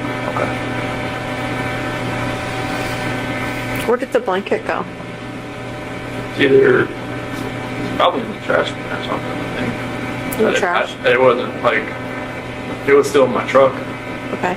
Well, we thought we saw some GPS where you had stopped by near a construction roll-off dumpster. Is that true, or? I think that's like, I dumped my clothes in there. So that would have been on the way back to the house? My neighborhood. Yeah. When Officer Kunab was there? Okay. Was it one of those red construction dumpsters? More than likely. Okay. Did you pack new clothes? How did that work? I already have some in there, because like, in case we have like a spill or something. Oh. If you ever get crude oil on you, you don't. Yeah, I have like 2 pairs of boots, all kinds of different stuff in there, just because like just one time I had to clean up the spill and I had defrost on, and I had like a headache for like 2 weeks because it's like the crude oil that comes with that. So I always have something in there. So where did you keep them after you took them off? Like, did you just change out there into your new other clothes? So like I dumped my clothes in that dumpster. But that wasn't that on the way back? When you were coming? Like, you'd already worked the whole day, right? I worked like till like 11 or so. 11. Yeah. So that was back when Nicole Atkinson. Yeah, when she was Yeah, when she at my called. house hitting the doorbell, that's when I knew someone was at the house. Right. Did you think right then, like, oh fuck, like, here we go? Or what were you thinking then? I didn't even know why she was there. I was like, I didn't know, like, maybe she had an appointment or something with Shanann. I didn't know. What did you think, like, that day, like, what you were gonna say? Like, what was your plan? Were you just gonna go home and be like, report to the police that your family's gone, or? I had, like, once, like, I had no idea what was gonna happen, like, after everything. I mean, I don't even know how I was even acting even normal to people that I was around. That's when, like, Troy and Cody and Chad and Melissa and all them, like, when they showed up on the site, I don't even know how I was even being somewhat coherent what I was saying, but apparently that I shouldn't have. So I didn't know what was going to happen. Like I said, this wasn't like something like some criminal minds type. Like, well thought out? Yeah, it wasn't nothing like that. You're just minute by minute at that point. Yeah, I had no idea what was going on. So once the girls were gone, was it also just a minute by minute thing as far as the oil tanks? Yeah, I didn't know what to do. I mean, just thinking about an oil tank just makes me want to throw up. And was that just because it was in front of you and there it was and just presented itself? It wasn't a plan beforehand? Okay. Was there any reason why the separate ones? No, it's like you said, it was like going up the stairs, and it just didn't. No, like what Frank said, it's like I was trying to separate everybody. That's not. No. No, I didn't want to separate anybody. What was the reason? I can't even tell you. It's like I said, like something else was in control of what I was doing, and it was like I was doing something I never thought I would ever do in my life. Did you think there would be less chance of someone finding them if they were in separate tanks, or? I don't know. Sounds like a good I didn't. Whatever my reasoning was in my head that day, it wasn't sound. Nothing was right. And you don't even remember thinking about it. No, it was just like like a reaction of something that I wasn't even thinking about. Yeah. Can we talk about the trash bags? Do you remember that? Oh, with There were two. okay, yes, trying to, because like she kept. I didn't want like when I was putting this one coherent, I guess, thing I had, like I didn't want the girls looking at Shanann while they were in the back seat. So what'd you do? I put a trash bag on one end and on her feet and on her head, so they didn't have to see. Okay. And they were just too little to kind of figure out, right? Yeah, they didn't know this one. Okay. That's good. I just know, like when I was driving up there, I mean, they were just, sitting there, just, kind of asleep or kind of just like, holding on to each other, laying in each other's laps. I didn't.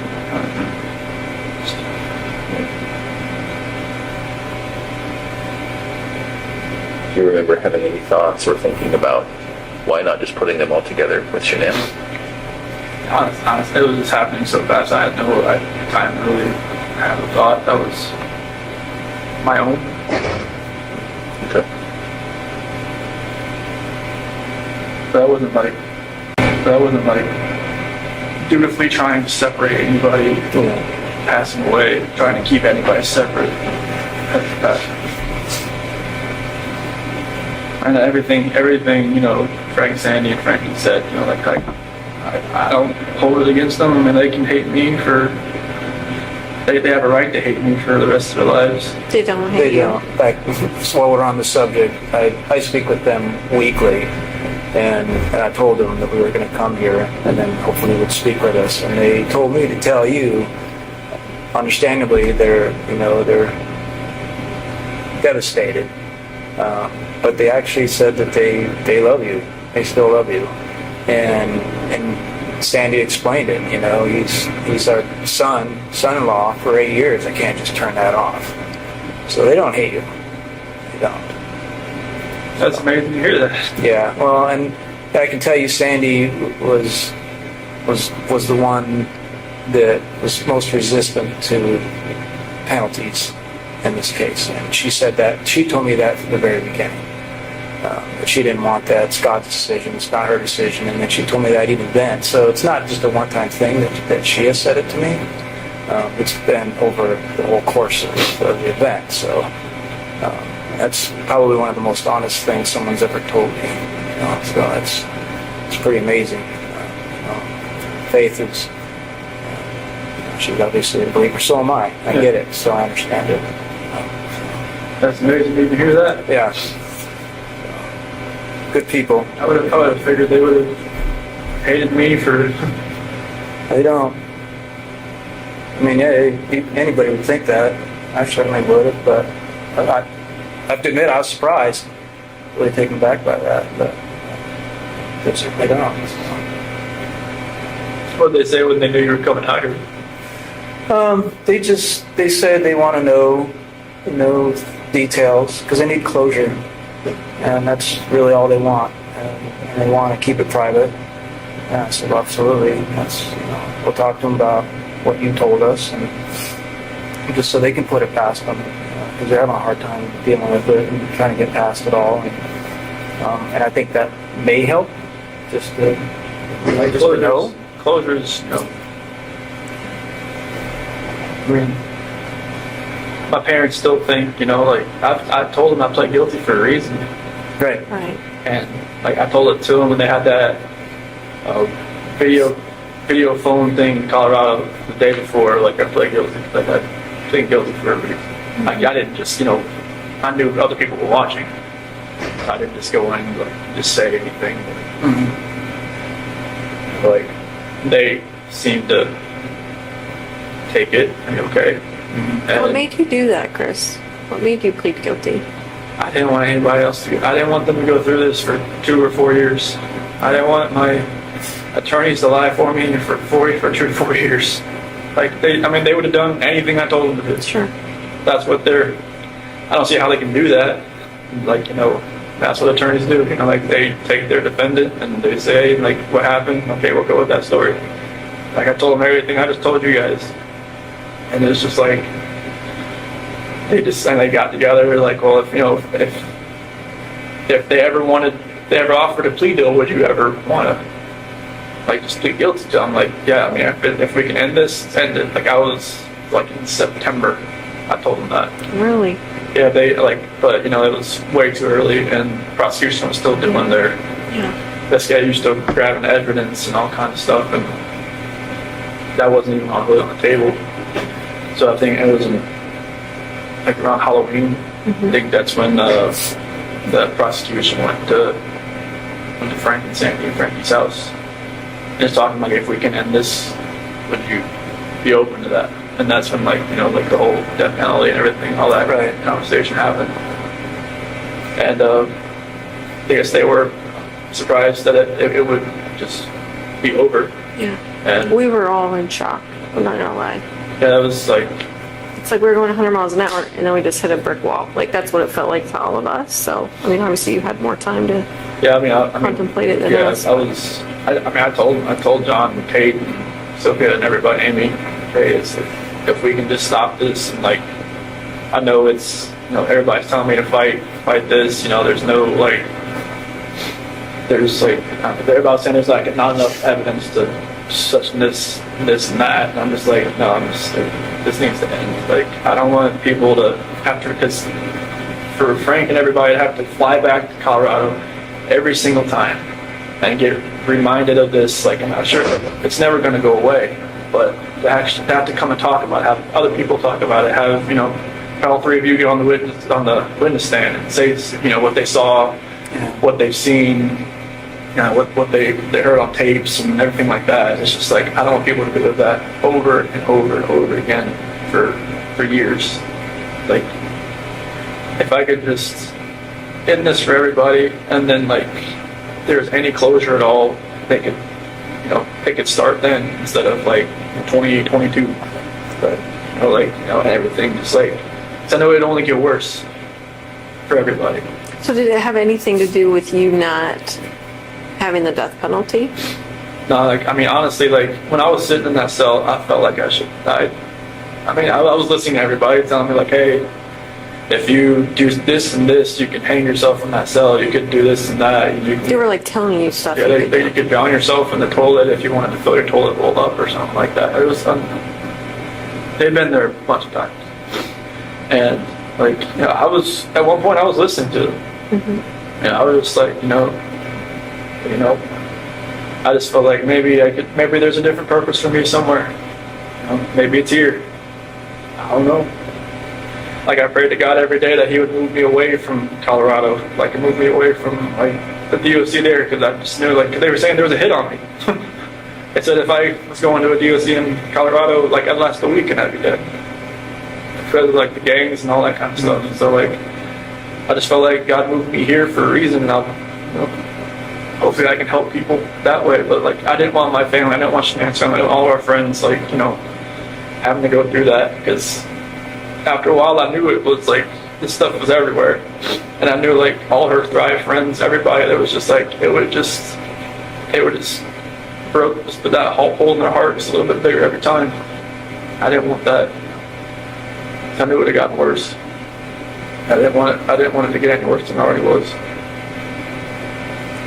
Did you ever think about, well, it could be very believable, what I told him, it could be very believable that Shanann did, end the girls. And so maybe if I tried to convince people that, maybe if I fought with my attorneys on that, maybe I could lessen it somehow. Did you ever think about that? Honestly, I never even thought about the story until you guys mentioned it. Yeah. And wondered. I never even thought about it till you guys mentioned it. And what did you think about it once it got mentioned? It's just like I just went with it. I didn't like, I knew my dad was out there. I knew it was like, I knew they would probably believe it because, my mom and my sister just never really liked Shanann. And I knew that, like, I mean, through all this, like, I got letters from some of my friends that even said, when we went to your house, we could see, Shanann was more of a dominant personality and more of like, you're always helping with the kids and everything. Just, you're a great dad and everything. We could see, a couple things that I never saw or, whatnot. And even my best friend Mark even said, there's always, something, I didn't really get with Shanann. I was just like, nobody ever told me any of this stuff, but okay. But yeah, I never thought about that story. And, that's what my attorneys were going with. Yeah. And then, like, I think it was probably the second week I told them, like, what had really happened. What'd they say after that? They were quiet. They were writing it down. They said they wouldn't judge me, so I told them. I told them everything that happened. And they, appreciated, like, I guess, most of the time, their defendant or their, defendants don't, like, tell them actually what happened. No. Yeah. They just, tell them, all right, get me out of here. And this is what happened. But I told them what happened. I didn't want them going, if this was going to go, like, anywhere in courts, I didn't want them to be under a false pretense and, like, get surprised. So I know, like, there was probably things that you guys probably knew that, I mean, if I lied to them and just told them, no, this is what happened, that it would have, like, made them look, foolish and say, they appreciated me telling them that, so now they would be prepared. And that's when they were saying, like, if it was ever, if we ever went to them, the prosecution, and say, if we could end this, would I be open to it? I'm like, if it could end, send it. I know there was like, wasn't her phone found on the couch or between the couch cushions? Like, did you plant all that I stuff? just threw it in there. You just threw it in there? Why did you do that? I don't know what was going on that morning. Like, even like, her watch, her phone, like, if I was actually, like, if I'd planned this, I would probably just take it out to the field or something, Mm-hmm. But, what about her ring and stuff? What were you thinking about that? It's like, maybe she actually really wanted a divorce. Maybe she didn't want to fix it. Just put it there on the counter. She took it off? Or did you take it off? I took it off. Okay. Oh, so that would look like she was saying, I want a divorce, I'm leaving it here when I'm taken off. I see. So the phone and her watch and the couch, was that morning before you left to go to service? Okay. That's, I think, Nicole's son found it or something. Yeah. What other things did you do that maybe we even missed? Tried to phone and watch. I think I threw the therapy book she wanted me to read in the trash. I don't know. That was that morning? I think so. Were you trying to make it look like she threw it in the trash? I don't know. I just like, I just didn't think nothing was ever going to work again. So I didn't know what was going on. Did you go down to the basement? I thought the basement door opened. Yeah, the door is open, but yeah. So there was a lot of movement, I think it was around 4:26 or something. And from the garage door opening, the basement door opening, and then of course the living room sensors and all. Do you remember what you were doing all during that time? You had a lot of steps. I'll just say that. Okay. So like the basement, I'm not sure. I mean, the only thing I really have down there is my workout, the bench press workout. Do you remember going down there for anything or opening that door for anything? Did you think about, well, maybe I'll take her out that way, or is it a walkout basement? No. It wasn't at your house. Okay. That's like a garden level basement. So Okay. But I don't remember really. Plus, I don't think it worked out that morning. Like, were you packing your lunch in the kitchen? Like, did you have to do all that normal stuff? Yeah. Okay. Yeah, I packed the lunch and everything. Did all that, but I don't remember about the basement. Unless I just worked out that morning, I just don't remember. I don't think I did.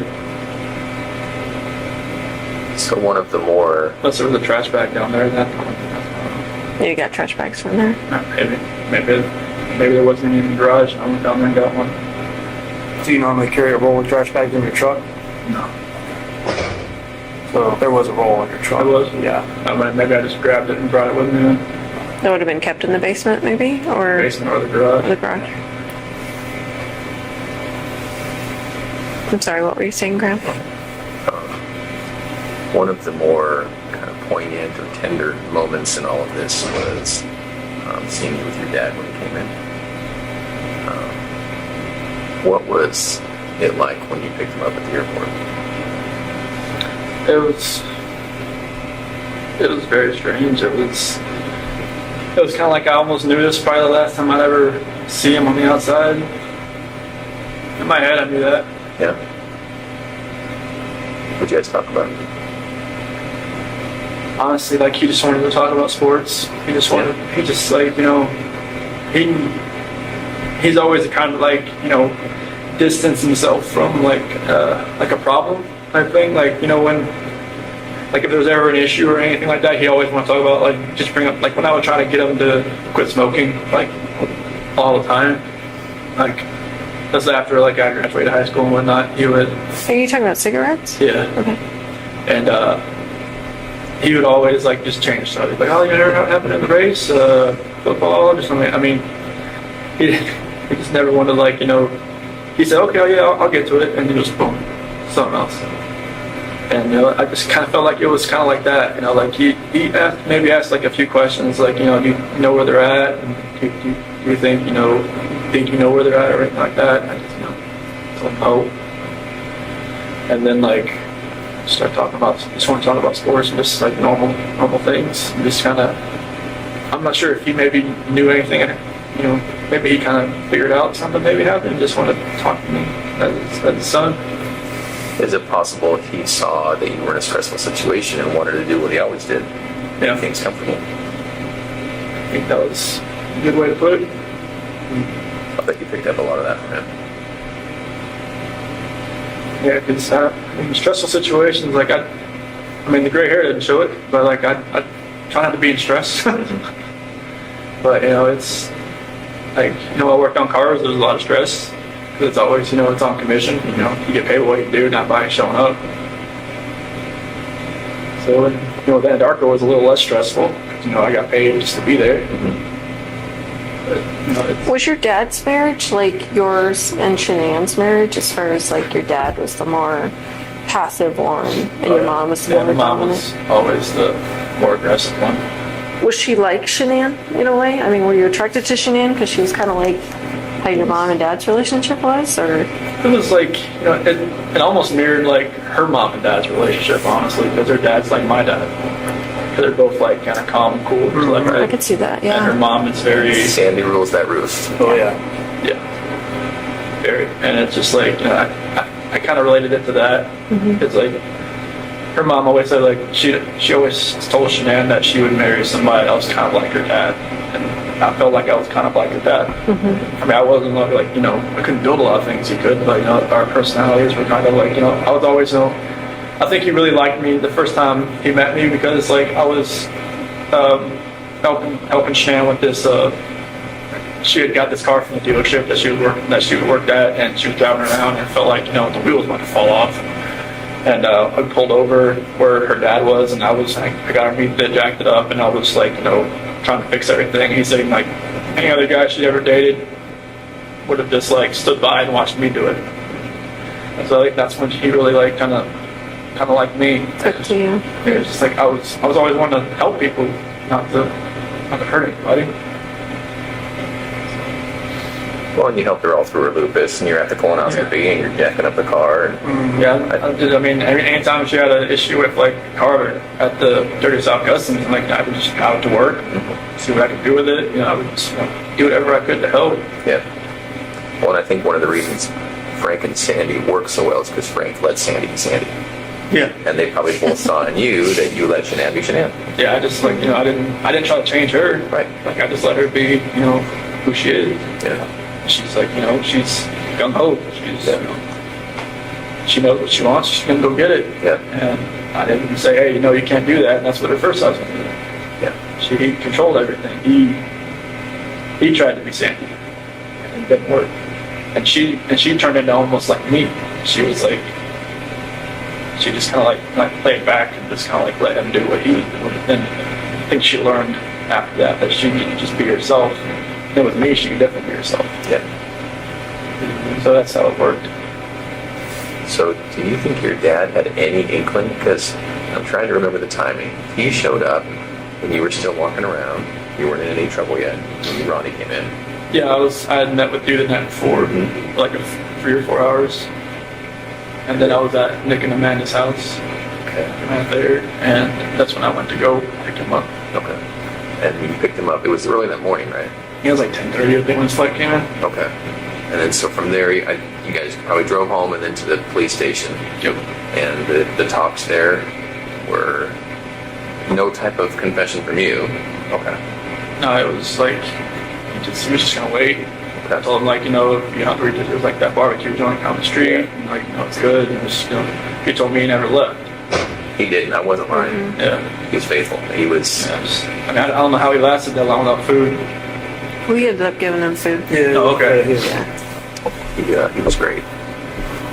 And the reason I ask is because when I look back and watch the video, now knowing what I know after talking to you today, I can see how genuine he was. But I just didn't know if you guys had come up with some sort of plan. Okay.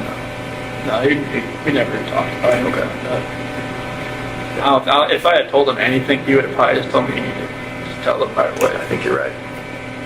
Like, he would have still loved me either way, but he would have told me, you need to tell him, like, right now. Yeah. Like, you know, I mean, I didn't think I was going to be there for 14 or however long it was. Like, you know, I never told him the whole thing. That, you know, it was a lot further along than I wanted it to be. That's interesting to think about, right? Because your dad could have given me some good advice. Yeah, everybody.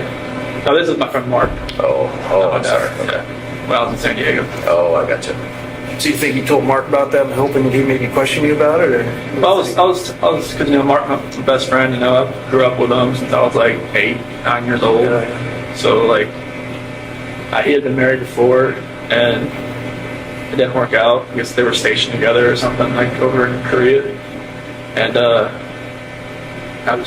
I should have just kind of just came out with, like, the whole story, like, you know, like, I just told him like there was this girl at work that, you know, I've been talking to, but I'm just distancing myself from her. Yeah. But that wasn't the case. I was just letting it, you know, exponentially get worse. Right. And if I had told him like, hey, you know, Yeah. he would have been like, whoa, man, like, all right, take a step back and look. Yeah. Right. And like, don't like fall into that trap, being you're going to be alone for 5 weeks. And there's times I wish, you know, like maybe Shanann didn't have to go away for 5 weeks. Maybe we all just went for 1 week. Yeah. Nothing would have ever happened. It's only, I mean, 5 weeks alone, that's the only reason really that was even almost even allowed to happen. There are quite a few people who would tell us, and who do tell us, you need to look into Nikki more, Nikki Gissinger. All the way from the extreme end of things being Nikki's the one who ordered the hit. She was there. I'm in the basement. She was there. Yeah. You know, so the extreme is she's the one who told Chris to do it. She's the real problem. All the way, that's the extreme side, and then all the way to, well, there were these texts where she was infatuated, she was in love, she was saying how good Chris was in the sack, and maybe we should look at her more. You know, what would you say to those people? Like, you know, she had her moments where I had to talk her like off a ledge kind of deal. What does that mean? Like, I guess after the fact, there was like videos of her that she was like recording herself because she was like bipolar or something. I never do that. But it's like, and she would get worked up about nothing. She would just like, she came to my house once because I think it was like July 4th. I didn't have to work that day. So I didn't like get up at like, you know, 4 o'clock and go home. Mm-hmm. And Shanann called me like 10 times in a row. And I didn't hear it because I was sleeping. And I was just like, and she was pissed. Shanann was pissed. And like I called her outside, like, where are you at? Like, what? Like, I was like, I didn't have to work today. It's like, you called me at like, 5:30. It's like, the kids want to talk to you at 7:30. I'm like I was sleeping. She's like, she just like, screw you, like, like, don't know where you're at. And I went back inside. I told me, I gotta go. And she was just like, okay, are you coming back? I'm like, probably not. So wait a minute, you kind of lost me there. Were you at Nikki's place when Yeah. Shanann called you? Yeah. Okay, and so you were sleeping in her bed. Yeah, because I wasn't going to work that day because I gotcha. didn't have to that day. Okay. The first holiday I ever had off. And, Shanann was pissed and, kind of pissed Nikki off too that I left. But I think that's when I called Nikki later and she was like, she kind of realized that, she'd always be like, the second, she said second fiddle. Sure. And because that's how I probably would come back that day. Just, I don't want to be anywhere else when Shanann calls. She was already pissed. So it was stuff like that where she would she would go, she said she would go on like websites and look at like will a relationship work with somebody, like will a mistress work with, will a mistress turn into a relationship? That's what Nikki was looking at? Yeah. She would tell you that, or you She heard told that? me that. Okay. Yeah, she said that she would go on websites and look at stuff like that. I was like, why do you even look at stuff like that? She's like, I just want to see what other people have experienced.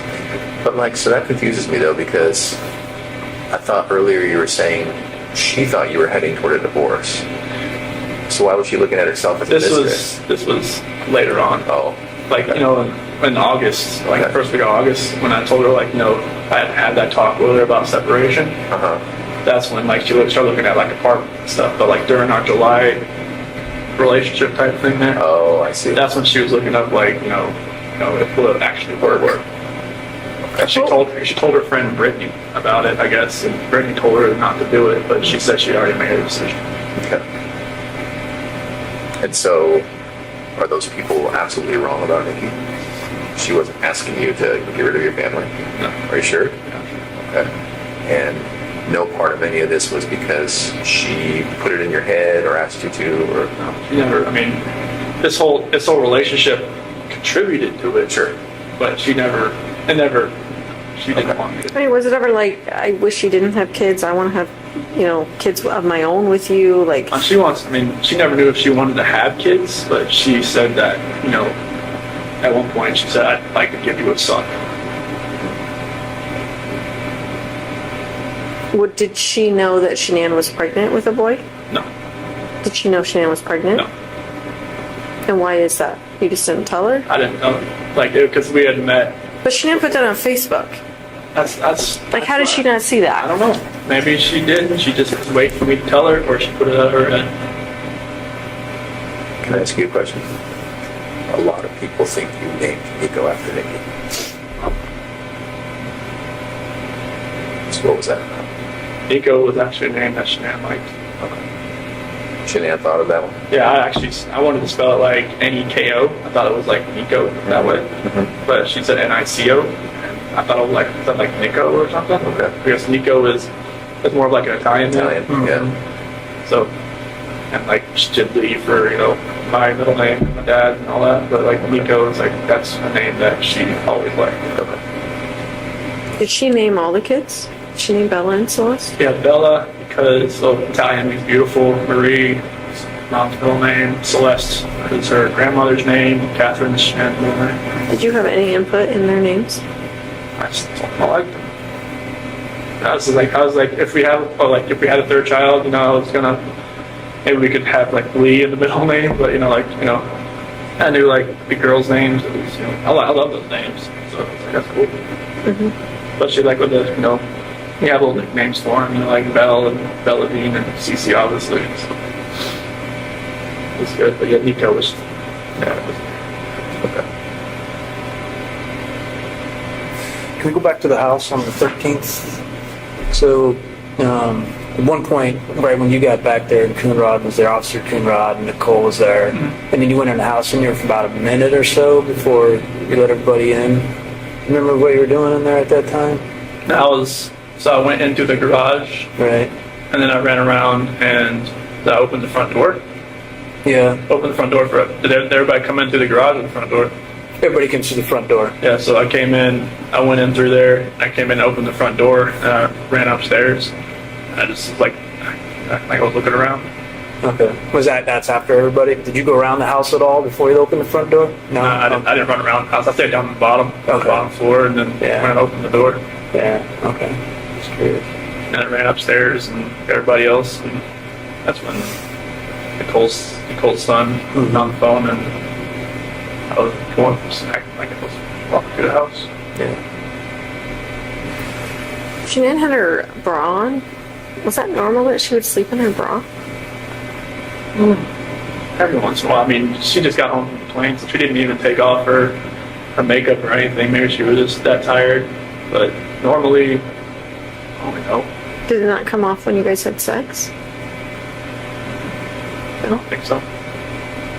Sometimes she just, she keeps her shirt on and she doesn't want me to do anything. It's like, she wants what she wants. She knew what she wanted. That's what she wanted. Was it just missionary sex? Yep.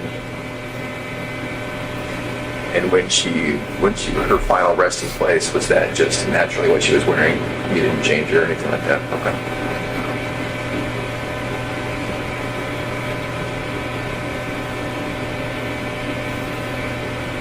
Did you have to see any of that stuff?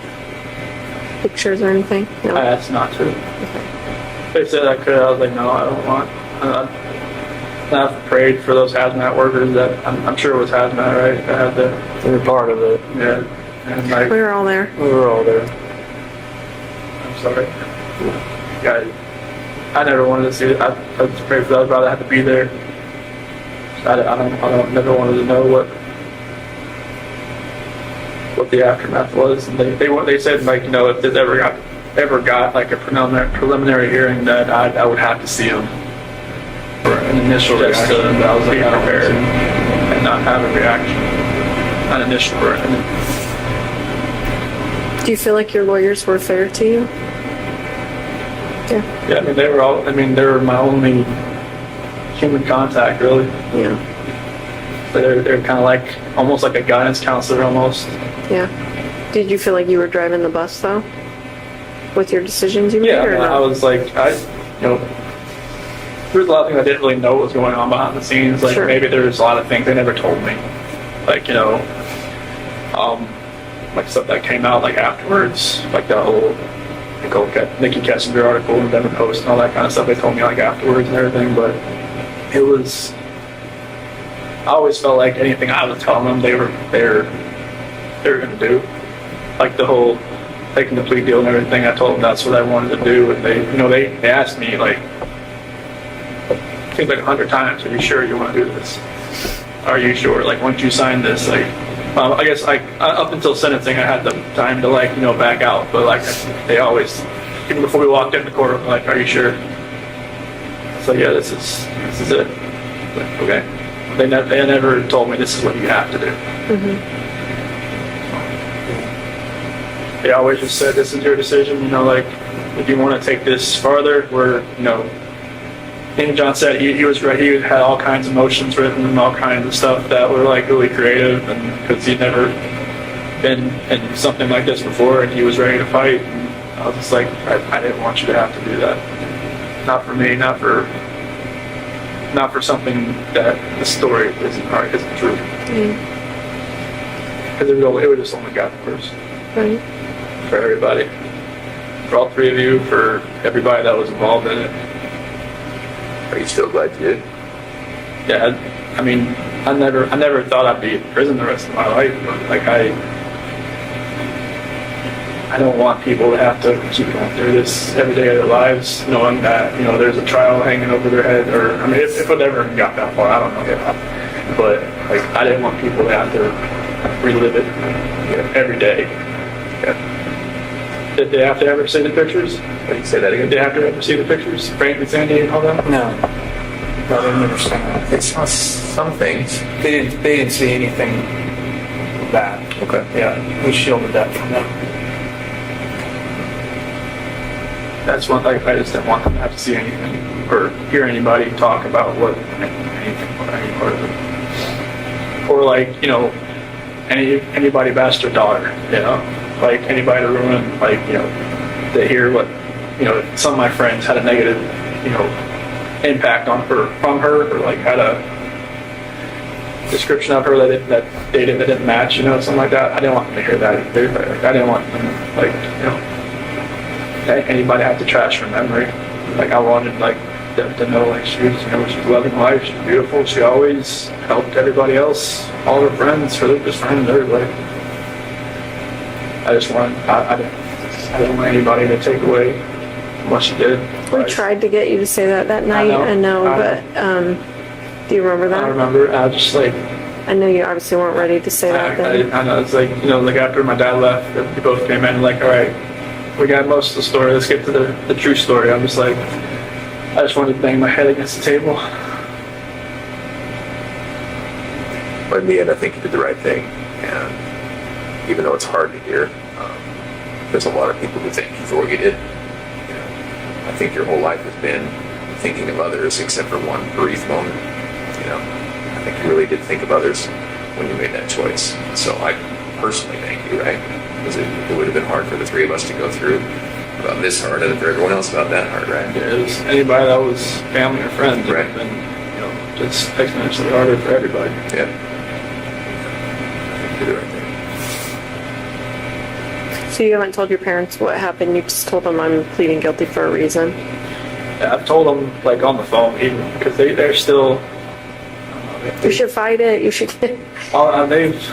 They've got letters from, like, Australia, from England, I mean, of, like, the 35C in Colorado and stuff, like, you know, improper counsel or something like that. Ineffective counsel. Ineffective counsel, and, I mean, some of the stuff they've, you know, they've said about, you know, the dry patch, how it's not, like, FDA approved, how it can alter somebody's mind, like,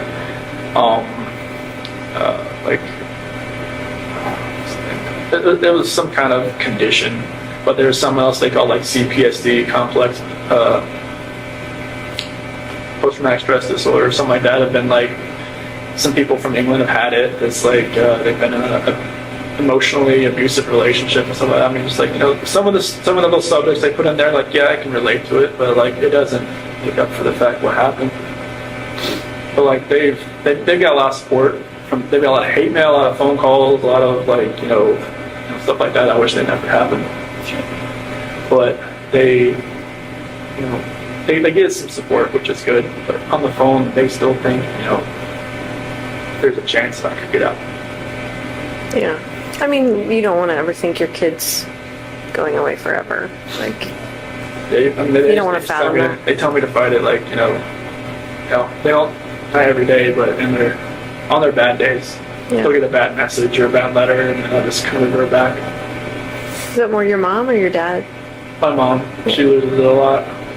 Yeah.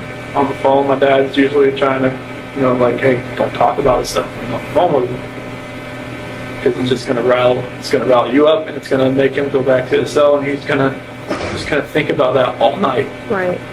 And that happens a lot. Yeah. Would you ever want them to know what you're telling us today?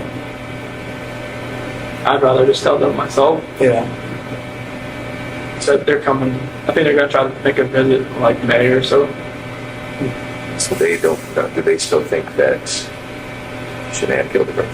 They still believe that, even though I told them I pled guilty for a reason, but they think that I was, their words, like, railroaded by the legal team. Yeah. Because they, you know, they felt like they pressured me to do it. Yeah. Do you feel like that? No, they asked me plenty of times. This is like, you know, they wanted to fight. Like, if I said fight, they would have just, you know, put on their gloves. Yep, just went in there and did it. You know, it's like, no, I can't have you do that. So, Chris, you care about others deeply. I can tell. You worry about others. And I've asked you, you know, a bunch of times today, but you're not just telling us that you did it because you feel bad for Shanann's memory. You did it. Okay. I have to say, like, you know, after this was all over, you know, people would bring up, like, oh my gosh, I bet you're going to find out that Chris, you know, used to torture animals and, you know, all this stuff. You can imagine, like, you know, hearing that someone's capable of that, what have they done in their past, those kinds of things. Can you think back to your past at all, like your childhood, and think about any other moments that maybe you felt this same rage? I mean, obviously you didn't do anything like that, but maybe felt that rage, and like what would have triggered that, or anything like that? Not really. I mean, I was always like somebody that tried to coax people down, not to, like, if somebody wanted to fight somebody else. I think I got in a fight like when I was in 3rd grade, but it was like, you know, we ripped each other's shirt when we were crying. You know, it was like stupid. I was like, why did I do that? And like maybe that was like my only like bad thing I did in school. So I can't think of it. Did you feel it on the inside, whether you didn't act it out? Like, did you feel like if someone bullied you at school or if someone whatever, like, would it still be inside you? Like, did you feel like that even though you didn't actually act on it? I don't believe, because I was always, you know, I never really talked to many people. So I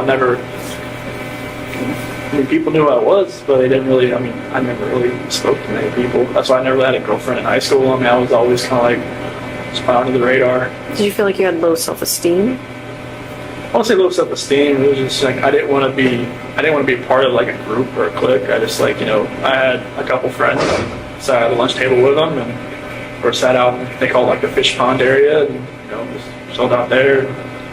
I didn't really want a whole lot of friends. Just kind of like just close knit, and I just wasn't out there. I mean, like I said, people knew who I was, but it wasn't a matter of like I was popular or anything. Can you attribute that to anything in your childhood? Why you were like my that? sister was always the popular one. She was more like my mom, like more like outgoing, and like me and my grandma would always sit outside in middle school waiting for her to come out and pick her up, and she'd always be the last one out. She'd talk to everybody in the hallway. And my grandma would always like, "Where's she at? Just let she know we're waiting." But you know, I was just the opposite of her. And I was like, sometimes you have kids that are like the same, and some of you have opposite. Me and my sister were completely opposite. Maybe I was the one I wanted to be. Drew on that, so I didn't want to be a guy. So there was not really like bullying or nothing like I remember. Nobody ever really came up to me or wanted to fight me or. Never got made fun of, never. I mean, I had braces and I had like a bowl cut for a while. I guess could have made a big fun. I think most kids did. The 80s and 90s were cruel. Yeah, it's like the Jim Carrey cut with a bowl on your head. Just wave them around. But yeah, I don't think there was anything that would be pent up inside me from childhood. I know you talked about your dad having an addiction when I was talking to you. That was after I left. I left home. Was it cocaine or something, or? It was some type of powder. I'm not sure if that was cocaine. I guess How do you think that affected you? I don't think it affected me. Well, it did affect me, but it didn't like take like deep down. It didn't like really hurt as much as I thought it would. It was kind of weird because of my thing that my mom and my sister told me. Like when they talked to me about it, it didn't seem to register. Like I said, like he would just change subject. And like when I talked about it, he immediately changed subject. Like because they found like cuts on his like CDs and stuff where he would like separate it and stuff like that. Because he had a car dealership. I mean, fine guys that do that kind of stuff all the time, I guess. But he was just coping with like I never came back home, and because before I met Shanann, and it was just. Did you feel guilty that he's now using drugs because he never came back home, like he lost his kid? No, I never really knew why he was doing it.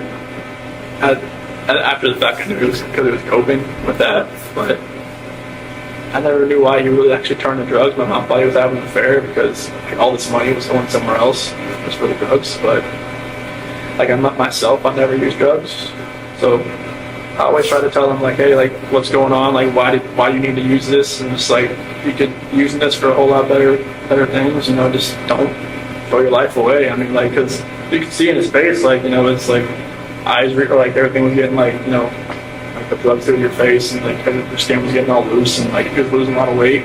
His nose was bleeding all the time and all kinds of stuff like that. And I was just telling him like, hey, you smoked like every day of your life since you were like 15 or 16. You're like, I can't get you to stop that, but I can get you to stop this. Right.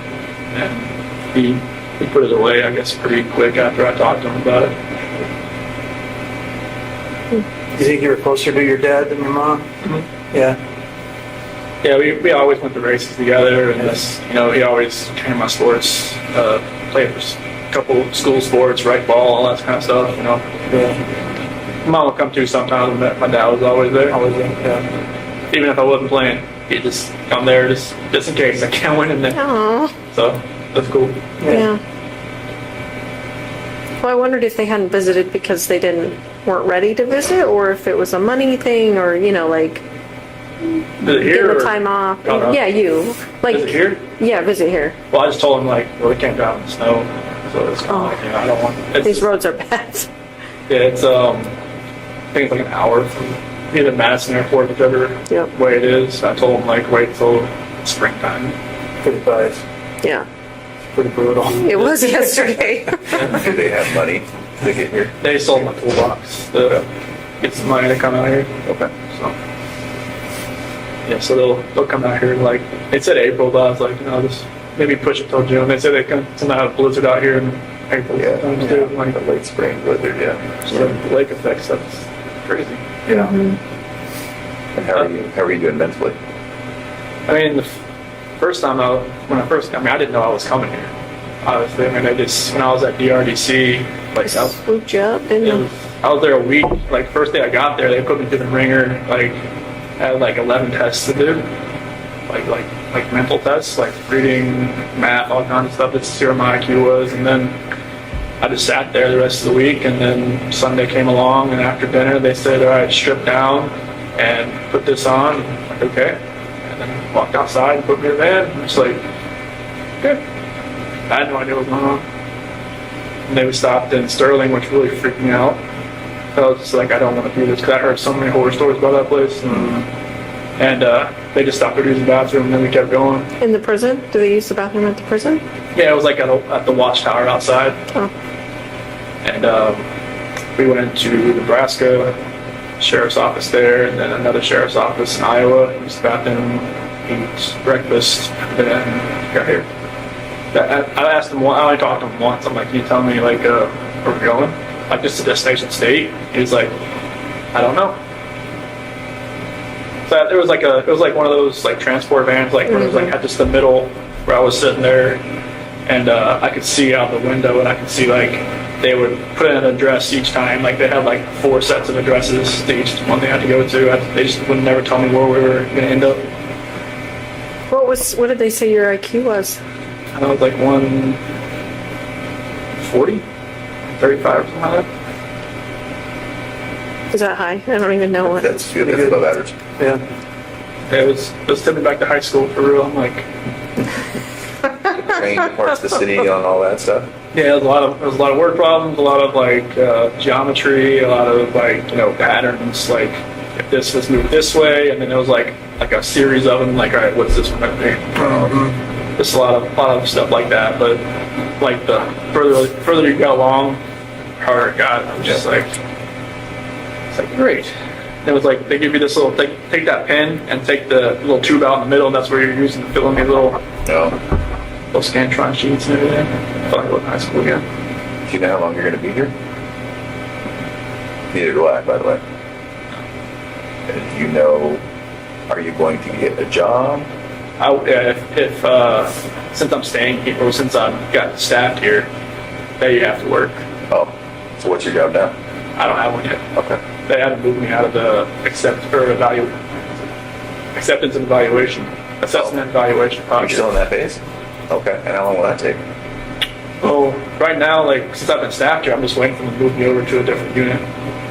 And are you in Gen Pop right now?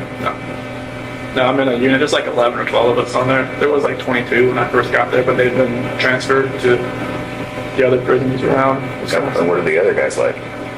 They're fine. Like the first time, like I sat out, ate like a breakfast or lunch, and I was scared. You're nervous, scared? Yeah, I was just like, this hasn't happened. Like not since I just never happened. Yeah. Like like I said, they locked the hallways down. I moved to Colorado. Well, I've heard that. Yeah. So it was like being next, like right like this, eating next to somebody. I was just like, they're gonna like take a sport and try to stab me or something, or what? but it's totally different here. I mean, people know who I am, but like they don't like run at me or jump at me or like. Apparently, the guys that work here, they know that I guess other maxes are like you lock down like 23, 22 hours a day. Oh, so then this is an all right place to be. For like other max guys. Good. They said it's the best max but the worst medium. Oh, Because if you're max, you're working, so you're out at your cell working, like if you're a clerk or if you're in the kitchen or if you're in the rec area, you're doing something. okay. But yeah, they said like if you get staffed here, it'll be best for you. Plus, they said it's not as like rowdy as some of the other places. Yeah. That's pretty intense. Yeah.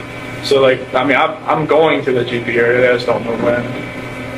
And you think it'll be while you're here? Okay. Yeah, they said like I guess it could take it takes a while to get moved from max to medium because in Colorado I was classified as minimum restrictive, but with the charges it would have been medium. But here it's automatically max. And what are the other guys in for? Do you know? They said most guys in here are for like gang snitches and sex offenders and mainly people that have 20 years or more. So people who were in for a long time and who would otherwise have a pretty hard time at a jail Yeah. for whatever they did, Yeah. whether it be snitching or Yeah, like children or. Yeah, or there's some people from other states here as well, and I guess there's a couple cops here too. Okay. It's just things have happened, and they just don't think it'd be better. It'd be a lot better if they're here, not in another prison. Yeah. Okay. So what kind of jobs are available? I mean, Well, it's like they'll probably have me in the kitchen, or like that's where everybody starts out, like either washing dishes or like putting food on the trays or helping pots and pans, something like that. But they have like libraries. They have like that one thing I did see out the window when I first there was like a neighborhood that's right next to the prison. Yes. I was just like, is I thought that the same thing. weird? Because like in Colorado, it seems like they're all like out in the middle of nowhere. Yeah, Sterling's in the middle of it. Yeah. Okay. Easy. Well, we might take a little break right now.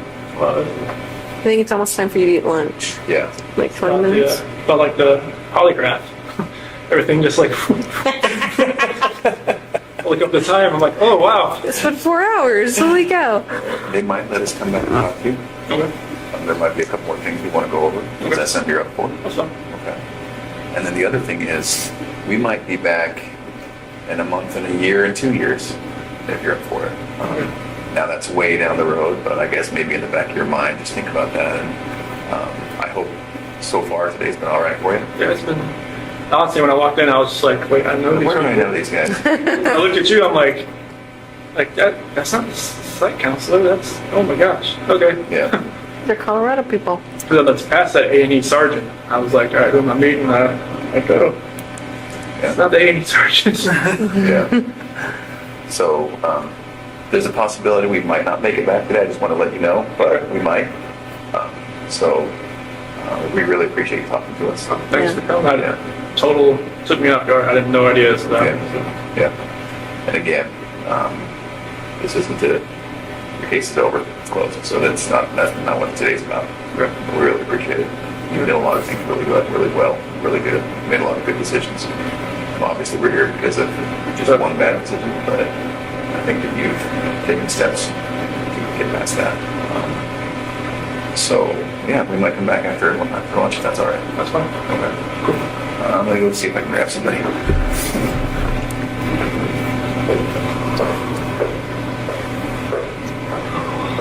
That's what you guys planned to.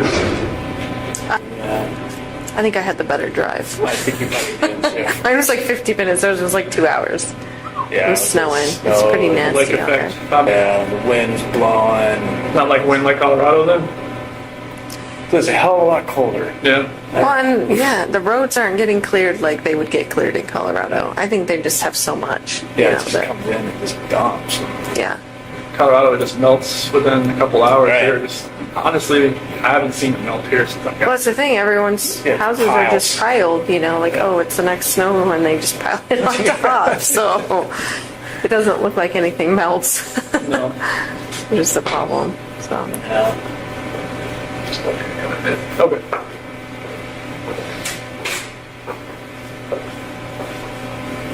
do you guys go outside for rec or anything, or No, not when has to be over 50 degrees. oh, so you won't be out for a while? No, they have like a rec, like a little basketball court down the hall from where my unit is. So we get there about 5 days a week for like 40 minutes. Nice. So it's a good chance to just get out and just run around a little bit, just stretch our legs a little bit. Yeah. Any weights or anything you can use? Yeah, there's some weights in there. We go with another unit, and they're it's the infirmary unit that goes with us, and most of them are like in wheelchairs and whatnot. So we kind of like I just let them do. I don't want to get in their way. Just like let them like there's like the pull downs and the lats and all that kind of road machine and stuff like that. So it's pretty cool. Yeah, but I think they have like a track or something like that you can run around once we can go outside. Colorado, they let you go outside. Like, I never went outside, but like at the DRDC, they just said, "Do you want to go outside? Let you go outside. That's cold." No thanks. Buyer beware. It was like, "You want to wreck today?" You're like, "No." Like, no, it's like 30 degrees outside. You can go outside if you want. It's like, okay. But their version of wreck was like they'll put you out in a little cage and let you like kind of walk around for a little bit Yeah. at DRDC. It was a little different there. Hey, if we don't want to come back, I just want to let you know, I talked to your dad the other day. Okay. And just to get your property released to him. Oh, the phone and stuff? Yeah, your Okay. phone and what else? Wallet. Your wallet. Okay. Yeah, and we have some other things too, so. But I have to wait for the DA to release all that stuff and Okay. red tape crap and stuff. Gotcha.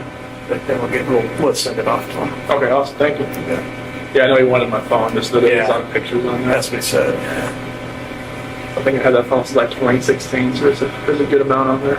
Yeah. If we don't make it back today, it's going to be because of some of their scheduling. It's not that we don't want to talk to you tomorrow. It's fine. There's more things we can't talk about. Okay. But if we don't make it back, that's why. Okay. Yeah, it's a holiday, so I figured they'd be pretty much open. Yeah. Yeah. So I didn't see many people walking through the hallways when I came down here. Usually there's a ton. A visitor or what? No, just a ton of people, just like workers walking up and down. It seemed I pretty see. sparse. Yeah, it did seem sparse, didn't it?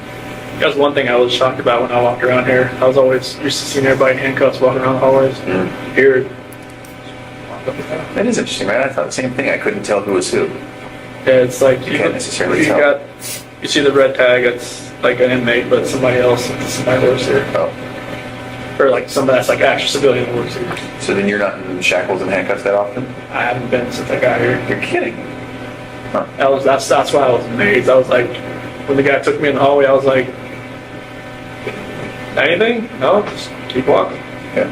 That's my psych counselor was saying, this isn't the max when she first got here. Like, no, it's like max or something. They just like, if you want to act up, they'll put you Don't in. use it. You'll earn those shackles back. Oh yeah, they'll put you in handcuffs, take you to the hole, Yeah.